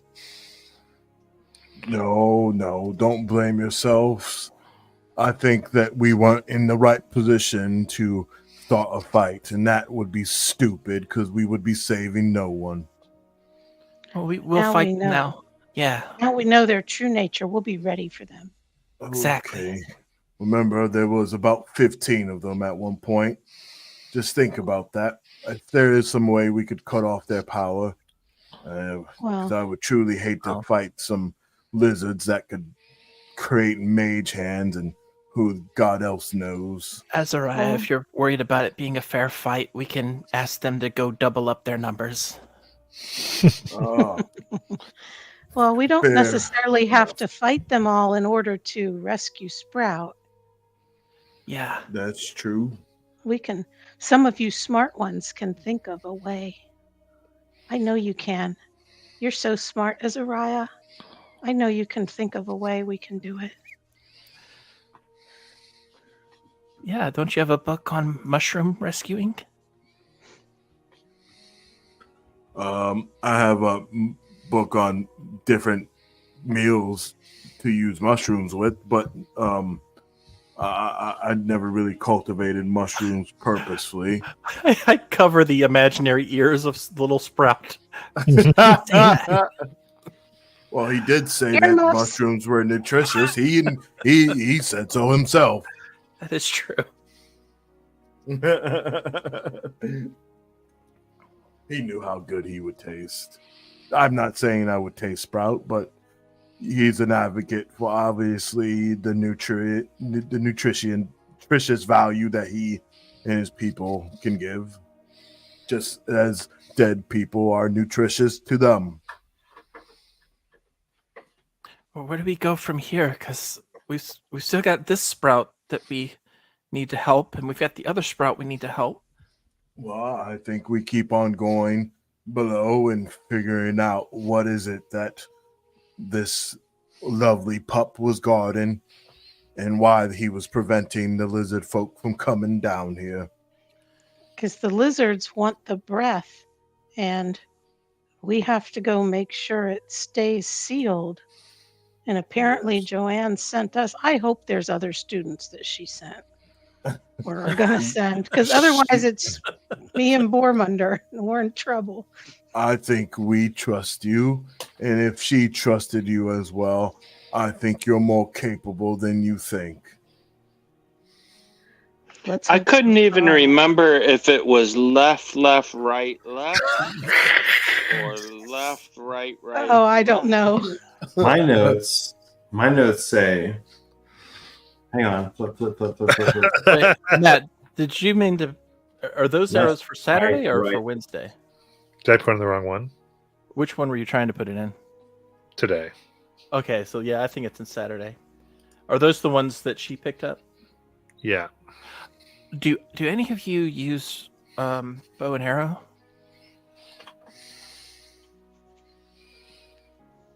Any ranged fighters? No, but I could animate arrows if I so need to. Well, these arrows look pretty intense. So in case anybody needs them, I'll keep them for now. That's smart. Well, I think we need to really take our time and try to be in the shadows as much as possible and try not to make so much noise. Okay. Keep your boots off, everybody. My boots are still off. Please, just be more cautious and mindful.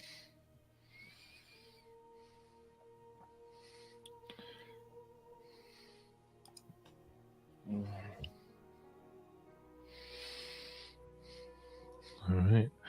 Yep, those are 3 arrows of slain elemental. Yep. Nice. If I was still playing my archer, I'd be all over those. And as you took, and so with these arrows, you took them out, and you can tell that those with magic, these seem to have been designed to be arrows of monstrosity slain. Oh. And the blood, kind of as a gift, it seems, as they go to sleep, changes their form. Oh.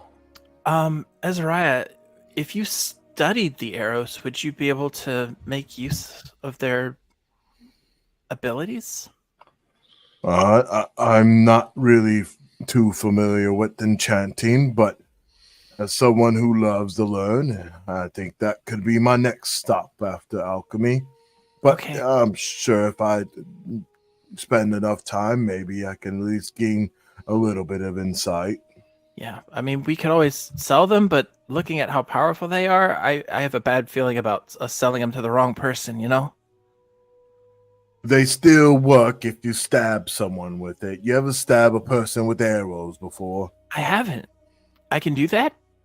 I'm sure they'd work the same I could if try you that. needed to. Is it something I could absorb into a packed weapon? I don't know. I've never tried to do that before. I think, do pack weapons have to be melee? Because a packed weapon that's an arrow sounds real cool. I think I would have to merge it into my battle axe or something. I don't know. Yeah. And dedicated weapons don't have to be, but I have no idea about packed weapons. Yeah, I've never played one. I'm Not all up really. for really cool flavor for shenanigans. So Cool. if you want to try to mess We'll with think of stuff. something. Yeah. I'll So hold on maybe, to them, keep the ideas going. okay. Yeah. Maybe we could merge it with a packed weapon or something. Because you can Sounds make a good. magical weapon your packed weapon, but this would sort of be a amalgam. But we'll Yeah, it would retain Think its about that. one-time use type of mechanic, but yeah. Cool. okay. Well, I think we just continue forward and make sure that we don't wake up any of the sentinels that are supposed to be guarding this breath. Yeah, exactly. What did that pup say? Something about earth and fire?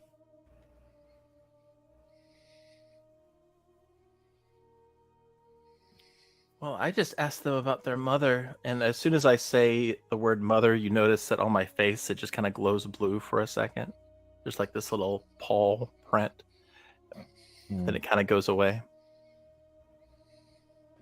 Oh, that's nice. Did you get that from them? Get what?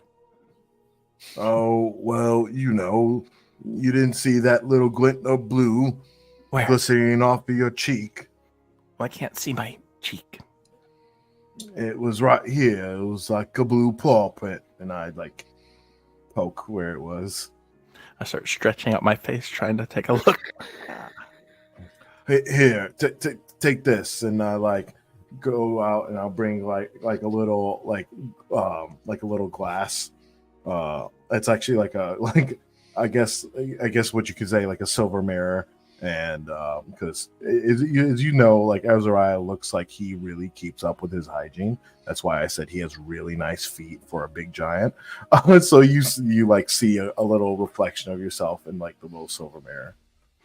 Well, I don't see anything, but Well, it went away, but once you said the word mother, it glue. all right. So she says mother again, nothing happens. Huh. Who Well, let me know if it knows? happens again. We'll figure it out. Oh, okay. Yeah, we will.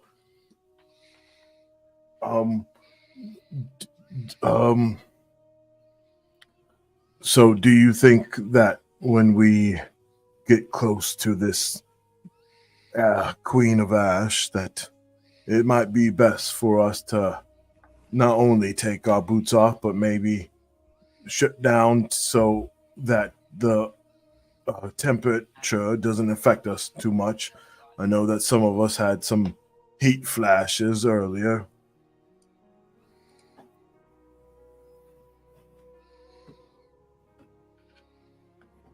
Whatever you think is best.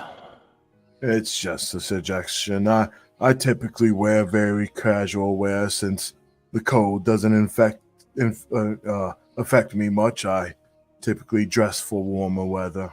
Yeah, the cold never bothered me anyway. Yeah, there it is.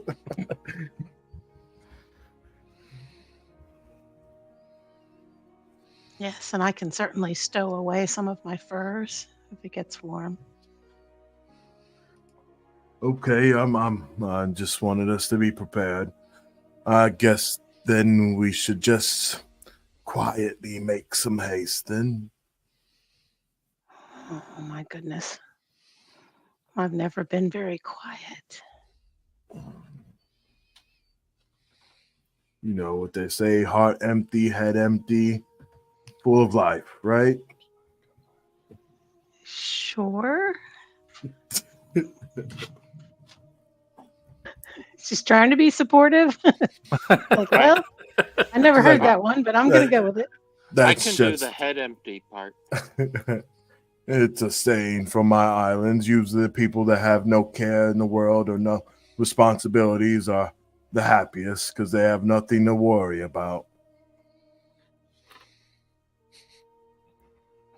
I've never met anybody like that. Oh, they're there around. Though you don't get too many. What you say? Hakuna Matata over here. Ain't no way. All right, good. So, how would you like to proceed? With great stealth. That's great. Can we crawl? We're army crawling right now. All of us. In the shadows, if there are shadows. Okay. Yeah, you can go for it. Is there any special thing you want to do to try to increase your stealth, or Pray. juice here? Yeah, I'm gonna use my furs to like pad my armor, like to try to make it quieter, and I'm gonna tell Borbender to do the same. This is what I like. If you want, you can remove your armor for this if you'd like. Oh, what? No.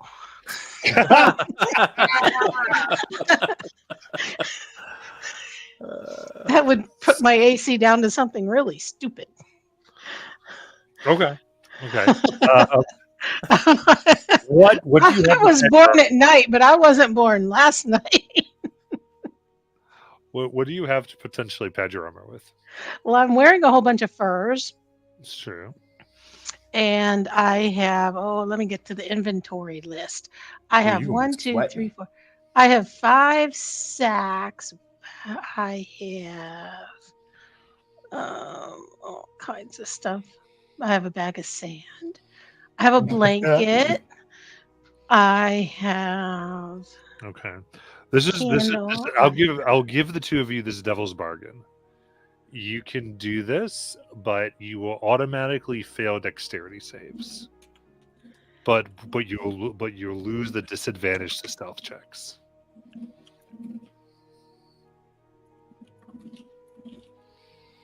I auto fail dexterity. Saving throws, yeah.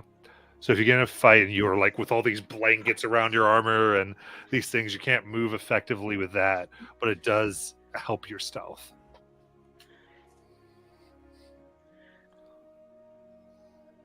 All right, I'll do it. Okay. I'm willing to do it too, but I should caution you, I'm still only +1 to stealth. So it's not like I'm a real sneaky sort of dude. Yeah, I'm still +0. It's just, yeah. Yeah, I was going to fail my dex save anyway, so joke's on you. Or maybe it's on me. I forget. I had a chance. I have my aura of happiness, but I'll take it. What do I care? I'll take the You bargain. only die once. So we use our furs and the sack and the blanket and the bag of sand somehow, and the candle and the wax to like hold things in place. Oh, I have sealing wax, so we're gonna use the sealing wax to like. I'm You know. starting to see why we're gonna fail deck saves now. and string like to really make it so things don't clink. Yeah, this is why. I like look over, and I say this a lot, not even in people's heads, and just like looking over to Benny and Nala. Do you think they learned that from Joanne? Maybe it's some special super stealthy thing. We should all try it. No. Okay. It looks hot, and I already sweat easily. I don't need any help. Torhilda, did you get any of the gems from the wolf? No, they were there to make it rest. Yeah, they were part of the magic that was keeping it resting, I think. Okay. I repaired the gems, but I don't think I took any. Okay. Don't we have a bunch of gems? I don't know how long it would take me to affix them to our shields or whatever. We have 15,000 gold worth of gems. But we also have a whole bunch of gems that do things. There is a few more, I believe, that we were able to get from that little beastie underground and some others. Don't we have like 15 of them? Yeah, but I think only a subset were the good ones, but I've lost Yeah, that. we got 30 total. We can increase AC. I don't know how long it would take me to like. Yeah, those are the ones that are worth the 15,000. The 30. Okay. Yeah. Do any of them make anybody stealthier? Not really. I don't think we know what they do yet. I have rolled. All right. My stealth check. Here we go. Okay, let's just roll our stealth checks. Okay. All right, so I don't have disadvantage. And I already used an inspiration. I might be able to use allies influence, so we'll see. I rolled a 19. 15. I rolled a 15. Woohoo! Yeah. 15. 9. Do I get Bormunder's thing? No, that's on saves. No. Okay, then I'll go ahead and use allies influence To get to 14. to get to 14. Okay. I'm going to be using those up, I'm sure. Then Brynja. Still trying to be human for a short period of time. She's 11. What'd you get? 11. 11. Okay. So it's better. Nala get. Did Nala get 15? Yes. I thought I didn't hear. Me and Bormunder both got 15. Yeah, that's what I thought. Nice. Okay, cool. So pushing through now, having seen and been warned of the dangers, quietly get following the directions that you were given, coming down, and you see almost a maze of tunnels now, and it would have been very difficult without this knowledge. You now come to just a large open cavern, at the far end of which is like a deep ravine. And the sound of the wind here is near deafening. The breath.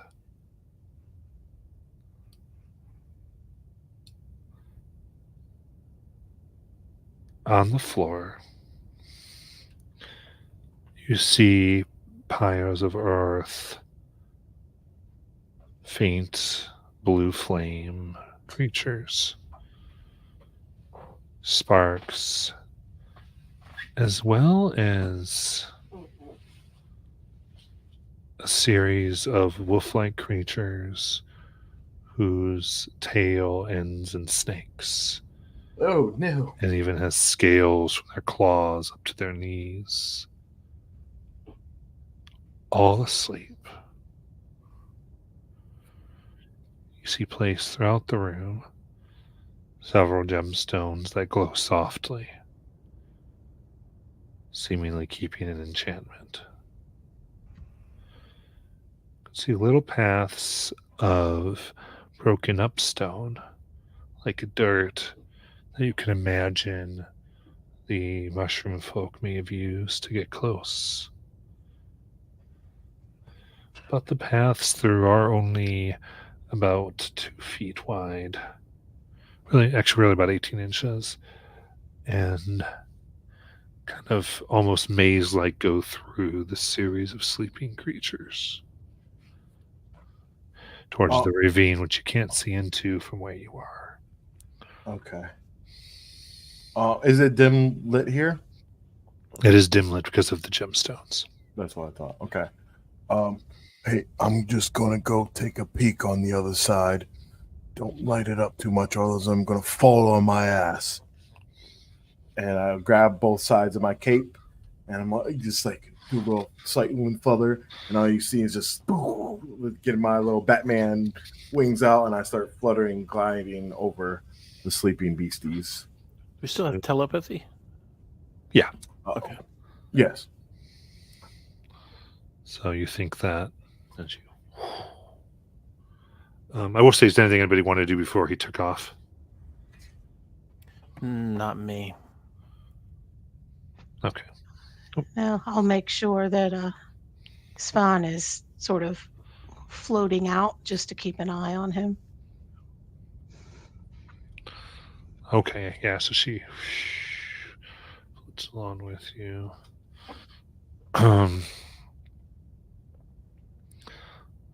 Svan looks a little stronger in this area. Maybe it's Johan's magic. So Svan and Azariah float past, and you're able to land just in about a 5-foot area where nothing seems to be. And the light is slightly brighter, and you start to get that there are some creatures very far away from the ravine, just on the borders almost. Okay. That it's like they sleep a little more restlessly. And these enchantments may have been having to go for some time. So with so many creatures, it's hard to know how long they will ultimately last here. But you look down, and it is a river of what appears to be a swirling mass of blue and orange molten rock. Oh.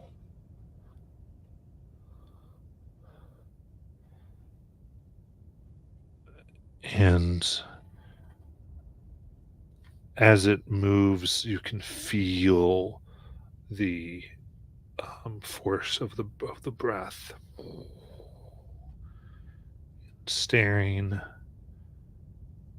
down, you can see just below the surface, occasionally the flow of this reveals what appears to be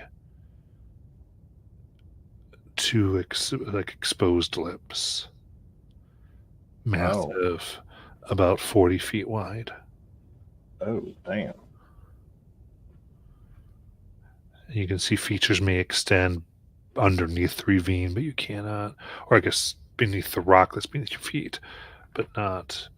The ravine itself seems to only be separated to these slightly open lips, and now you can feel the breath almost continuously, this warmth and coming through. Now, being this close, I do need a charisma saving throw.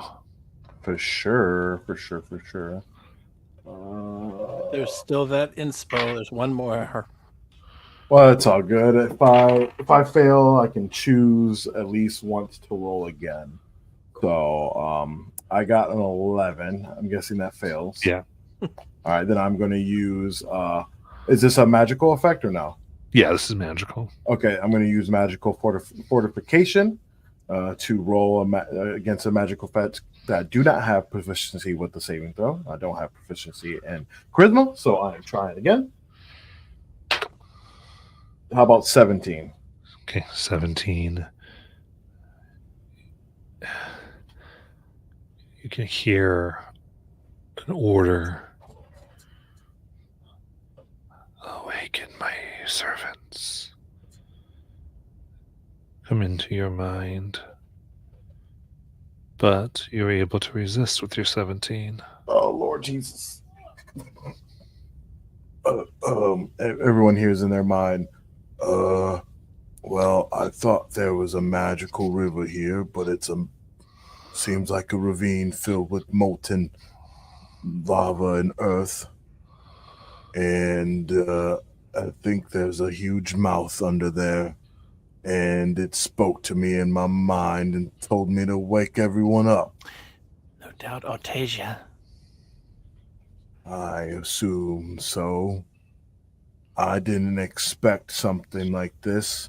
And while I look and observe Matt, do I see any? Because obviously there's things keeping him asleep, but do I see any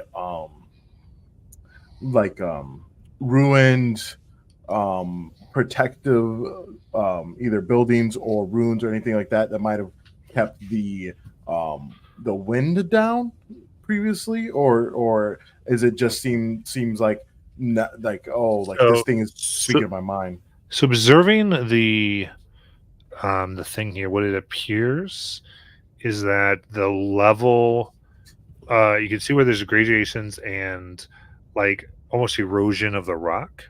Okay. That at one time this ravine was thinner and therefore filled.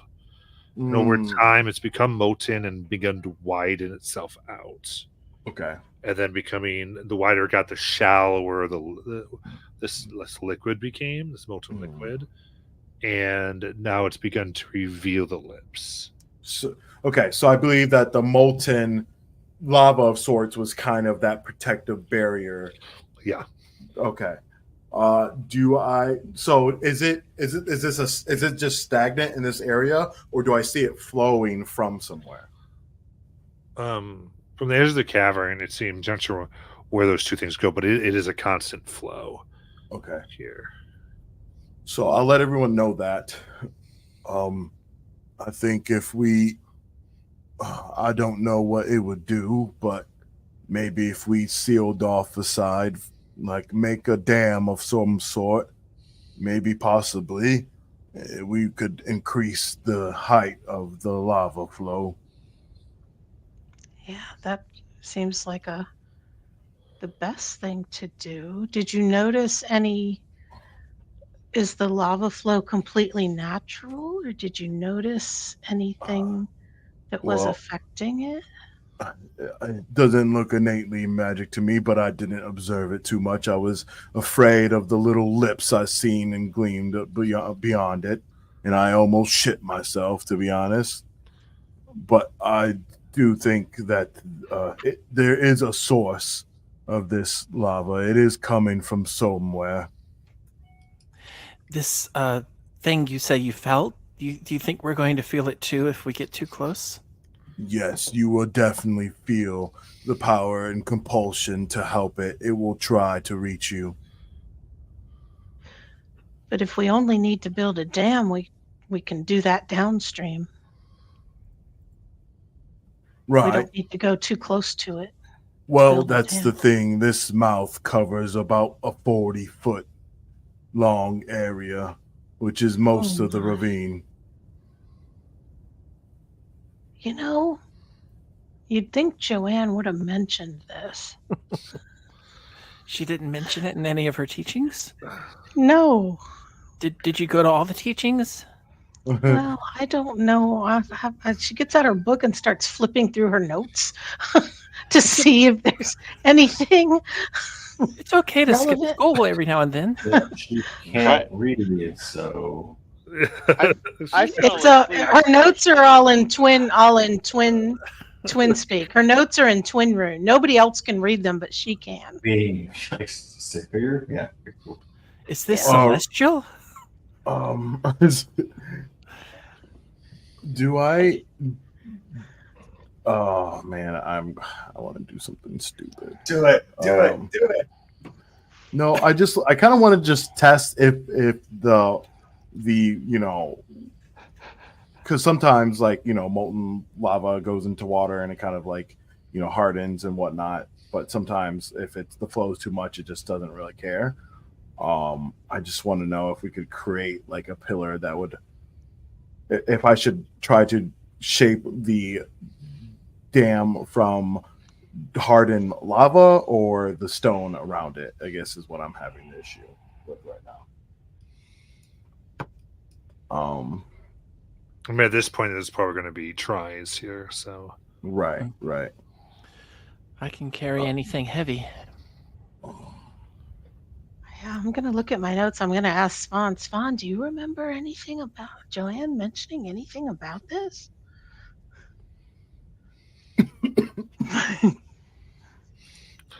yeah, I mean, you don't feel like that they mentioned it.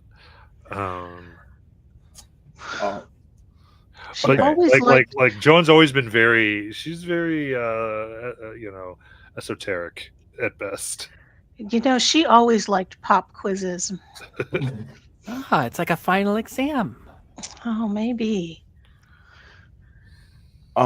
Looking at where the river flows into the end of it, and observing the structure above it, do I think if I have a lucky hit or shot magically or otherwise that it could fall down and maybe like I said, do like a little dam?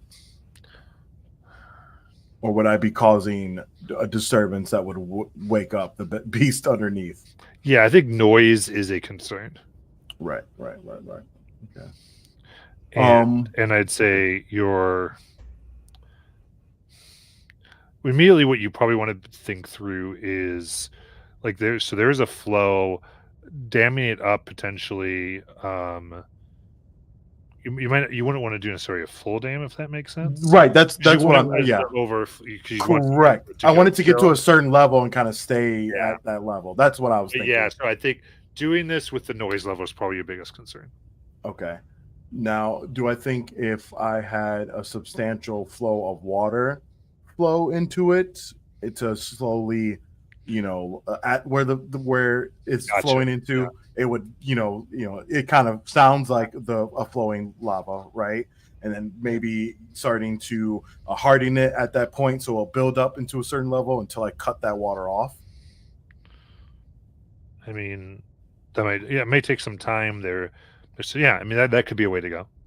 Okay. I like let everyone what I'm knowing, what I'm thinking and trying to do, and how I can use.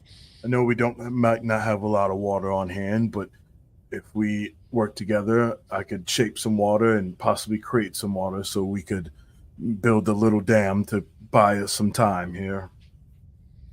Does anyone else have any affinity for water creation or using it in your own will?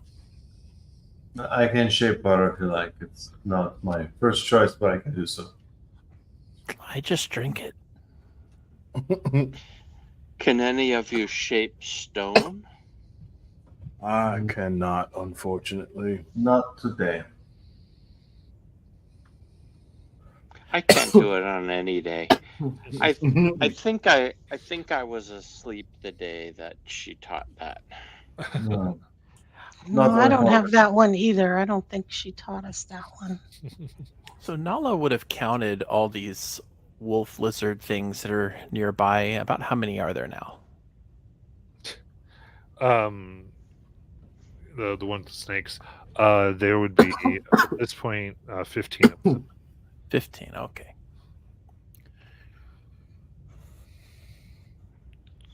And I would like to use my divine sense just to determine if any of them were celestials or fiends.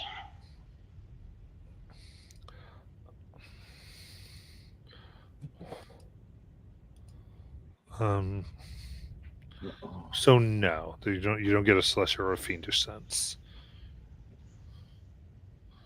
I could tell if they were undead, but it doesn't help me, so I'm not even trying.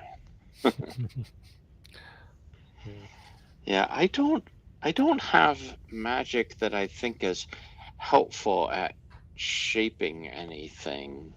So I could either pray for it or just give advice. You can show, I like your idea of making a dam that's like a spillway, so it just raises the level of the lava. The only other thing I could think of is if we could put some other material, some other stone in there for it to melt and make more lava, but that's hard to do quietly. That was my same track of thinking. I don't have a ton of water, but maybe if I gathered all of what you had and what I had, we could do something with it. Yeah, I've got my drinking water, but that's about it. Well, you might be thirsty for a little bit until we could find another source. Or maybe we could, there's tons of aquifers underground. Maybe we could try to listen for one and find a source that could lead it into here. And I carry some holy water. It's not an enormous volume, but it might help to cool down the lava and make a more substantial rock with the other water that we have for drinking. Maybe. I think whatever we can do at this point would hopefully do something. Maybe if I froze it while it was dropping like little ice cubes, it would maybe even help more. I have a vial of perfume. You can keep that. All right, so I'm gonna leave what I have of water, and so water actually does play a huge part in Azarai's life, being a farmer and using irrigation and things like that to farm and making all these tools. So that was one of the first cantrips he learned was shape water. So he does keep a decent amount, but nothing too crazy. And he'll go over flying back and trying to gather all the water that everyone has. Nala takes a final sip of hers and gives it over. Thank you, Nala. Yeah, I'll give you all my water. I do the same. Do you need a jug to put it in? I'm just going to fly it on over. Okay. I appreciate you, and I might have them all open. I can shape the water and use it to my needs. So I guess after he flies back over with all the water, he's going to fly over one at a time, or bringing as much as he can closer to the end of the river. And he uncaps all of the water containers. I surely hope this does at least something. So how much water are we put in here? It's probably not a ton. I probably have, let me see, I think I have 5 gallons on me. And then whatever everyone else has. Water skins usually carry about 4 pints, but I imagine we've been drinking them since we took a long rest. So probably half that might be reasonable, like 2 pints. Yeah, and how many skins? There's mine and whoever else gave one. Okay, so we've got some pint in a lava river. Okay. No. That's all we've got. Well, I would have at least 3 jugs, which would be 3 gallons each. Okay. Yeah, that's not. It's not a ton at all. How can we build a dam I mean, quietly? Nala Well- can try to grab like some big rocks and bring them over. It's just I a have lot of I have noise. dynamite. We could blow it up and cave it Oh. in. There are sleeping things in here. No. I know that's the problem. We can I break mean, the it- landscape of it. Oh. Yeah, if you had a delayed wick that could increase the time by 30 minutes so we could get the heck out of here, that might work. But then again, we don't have control of how much rock falls. I mean, we could try to You're changing measure it natural out. for what reason? Like why would you move the land? Why?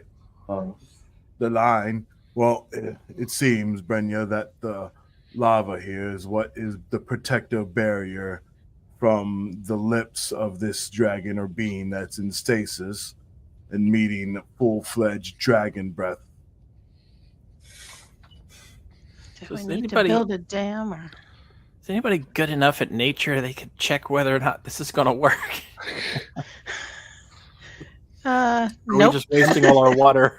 Nope. I mean, No, so yeah, this- I mean, the 3 gallons in pints aren't going to do much, but right. the If we had your- substantial, your general ideas, whether it's a lot of rock or water, like it's going to work because this is fantasy games. And I don't need to go by pure physics, but I won't go 3 gallons in a river. oh yeah, Like, I won't go that far, but definitely, it doesn't have to be so precise to real world science or anything.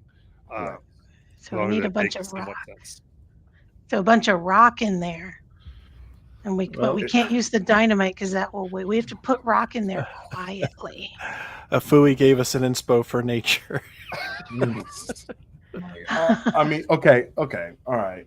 Yeah, don't let Um, me use it because I'm negative Do 3. do I see just one single big ass boulder around? I mean, Because like what I you got a could 40-foot wide boulder. Because what I could do is I could animate object, right, and choose a huge creature, one single huge Okay. object, and then just drop it down slowly in there. That's my other option. Yeah, that could And be a lot. huge is typically pretty big. Mm-hmm. Is there a pinch point where, like, the dam would be Mm. reasonable? I can carry up to 600 pounds. And That's if the it's carry. So and if the pinch point is further down, like it doesn't have to be right here where everybody's sleeping. If there's a pinch point further away, where it won't matter if we make a little noise. There's creatures all within the room, but Mhm. you could definitely, there's definitely. I mean, a big rock like that would definitely do something. I mean, it would have to, right? Okay. So, So then I will set eyes on the largest boulder I see then. but- And I just want to make sure that it is Yeah. only one. but there might be other things to do to help. So, want to kind of get all the things you want to do, basically. Yeah, for everyone. I mean, Nala, if you think you could carry another big rock over here quietly, or Yeah. use that stone that I gave you and bring someone else along with you that could carry something heavy, you could be right next to me and drop it. I mean, I think. Oh yeah. So at the current time, I have enough to carry an additional 400 pounds. So if there's a 400-pound rock in here, I can pick that up. And I have a whole bunch of block and tackle and pulley and rope so we could set something up so we can move very large rocks with some leverage. Oh yeah. In that Ease case, them. I could Yeah. carry up to or push 1,000 pounds. So I'm basically a pack mule. Yeah, we Yeah, can I'm- use the pulley much the system to ease same. the rock. Yeah. So I think that's so. If we have Nala and Nala, if you use the stone I gave you, and I would have re-upped it on this long rest, and you use it to bring you and Torhilda here, maybe you could carry the first big rock with you. She set up a pulley system and all that, and then you and I can work in tandem to put carry rocks stealthily and silently, and then wrap them around and lower them after I lower that first foundation block. Okay, but I think it's going to try to wake us up, so to speak. So just be Yes. prepared for me to be evil. Yeah, I'm almost thinking maybe Bormunder should come with. Yeah, I was gonna say, and I'm also pretty strong. I can carry like 250-pound rock. Tohilda, why don't you give the pulley and lever system over to Bormunder, since Okay. we usually have a easier time with the magical impasses that to get thrown at us. Okay, and I can go ahead and cast Bless on 3 of you. Oh, So I'll put it thank on you. you and Bormunder, and if I'm going to stay back, then I'll you, Bormunder, and Nala. Thank you, Torhilda. So then you guys should both be able to grab a big rock or whatever, however big you can, and then Nala, you can use Dimension Door bonus action to get right where I am. Okay. Let's do it. Quietly.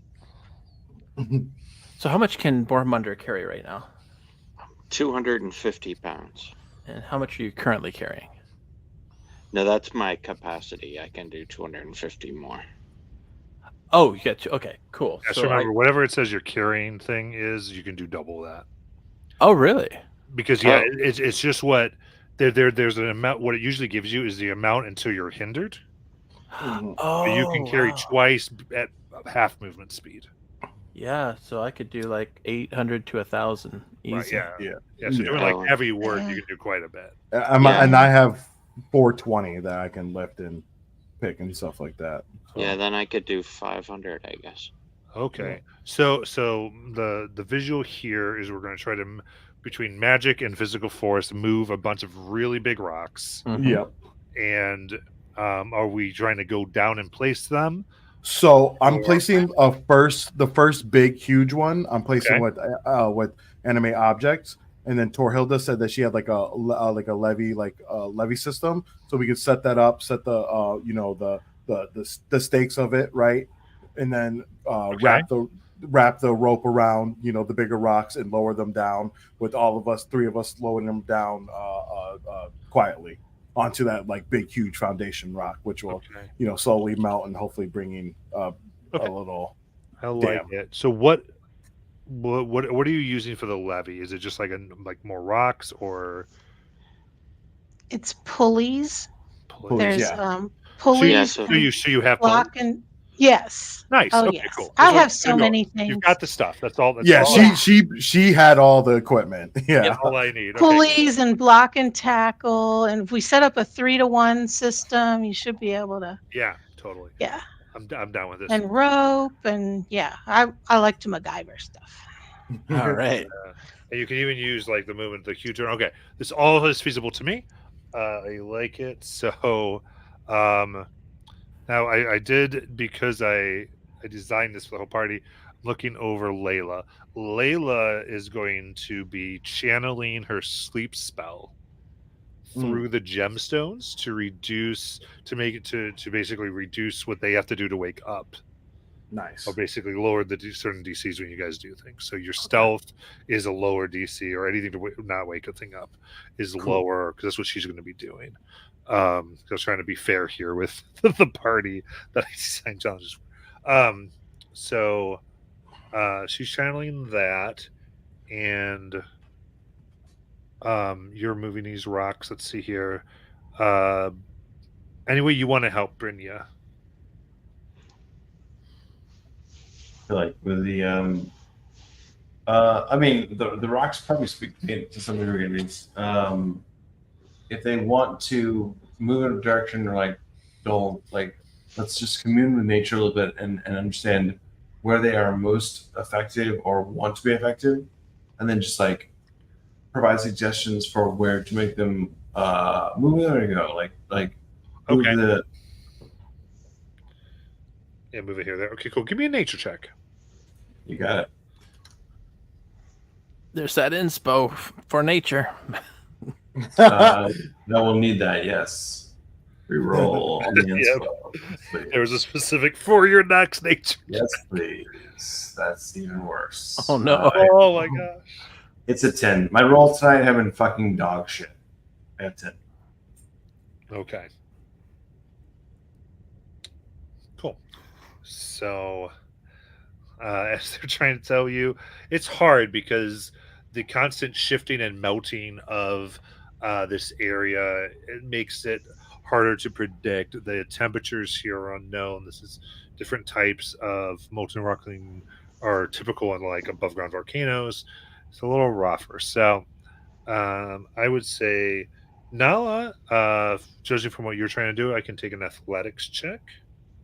Now, do me and Bormunder have to do the charisma save? Since we're going over there? Yeah, and I was going to say before we get to that, I want to do channel divinity, and I can use my Watcher's Will to pick 5 creatures within 30 feet of me and give them advantage on intelligence, wisdom, and charisma saves. Yeah. Ooh. Yeah, I think now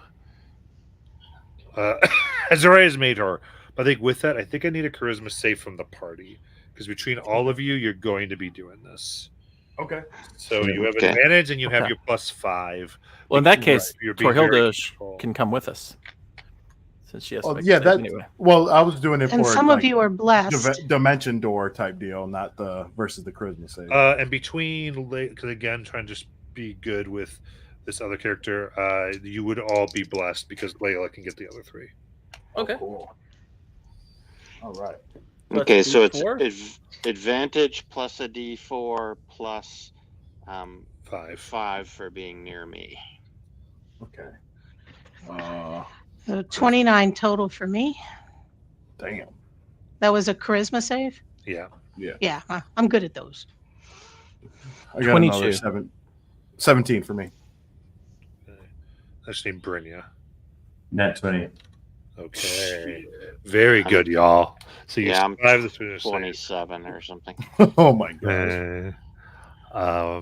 Go spell power. Okay, cool. So then let's do the athletics for Nala and Blomunder All right. at advantage because of the pulleys. Oh, nice. Athletics at advantage, all right. And And you guys got blessed still too. bless. That's true. Bless is not for ability checks though. Oh Oh, shit. never Okay, mind. right. So Okay. Ooh.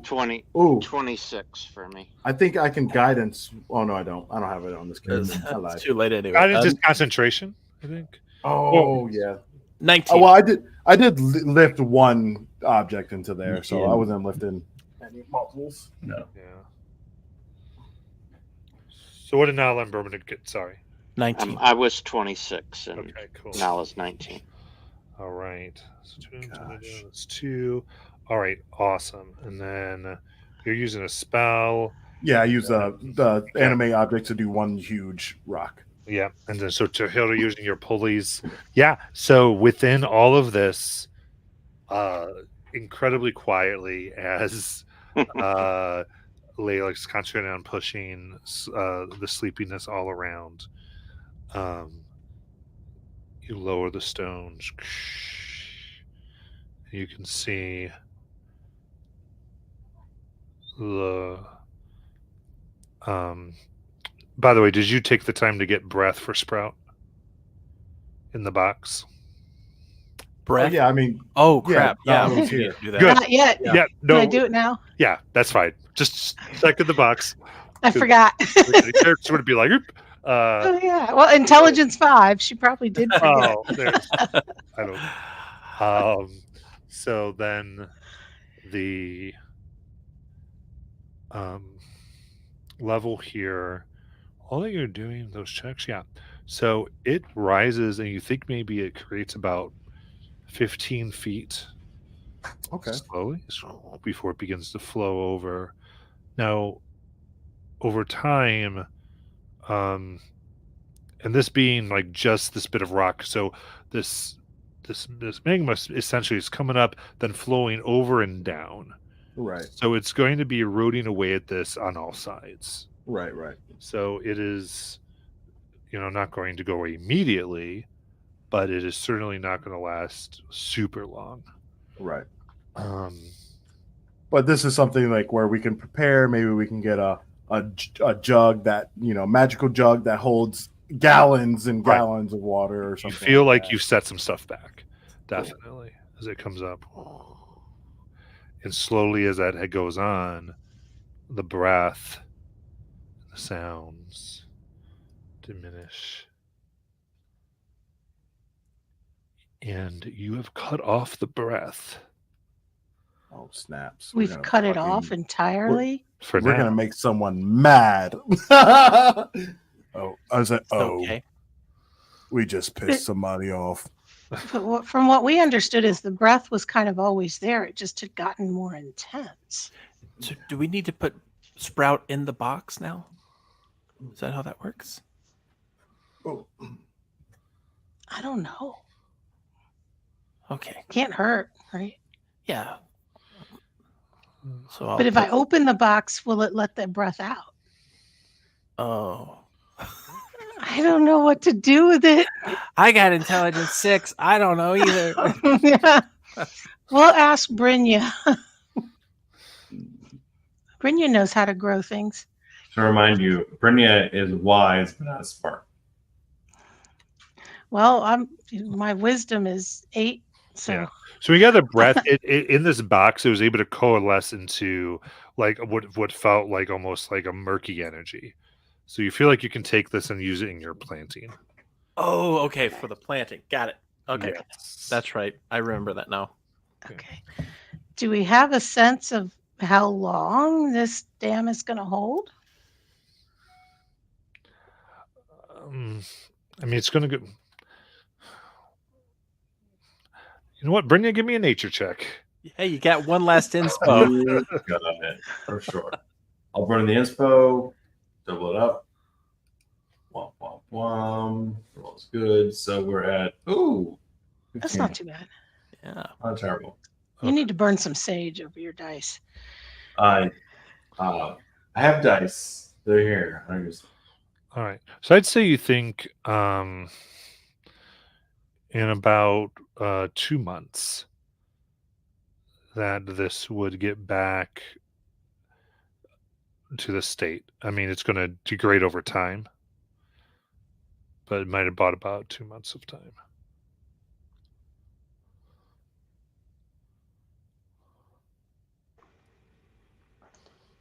That's don't pretty know good. if It that- takes us like a month to go through a day. So Yeah, but I don't know.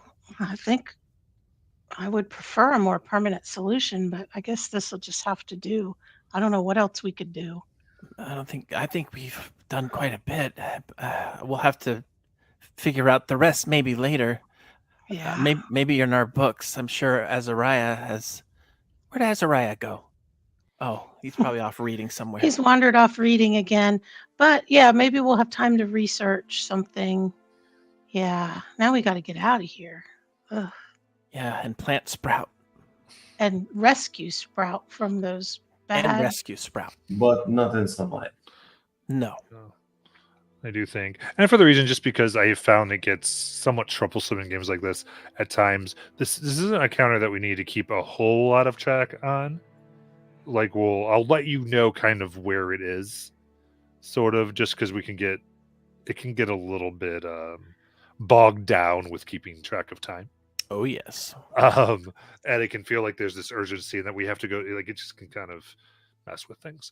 But I think that's sort of a general. But like as DM might go, hey, we're getting to this time or something. I don't want to get too hung up on it. that sounded like official permission not to think about it. Pretty much, like Okay. you can definitely use it as an RP. You can definitely use an RPQ, like you want to keep in your mind as you might find things or try to get things and that type of thing. But you don't have to keep a clock or something, basically. So, we use narrative time basically. But with that, as you decide how you might make it past these drakes who told you not to mess with the breath, we'll end for tonight and come back next week. Those watching, thank you so much, and we will see you then.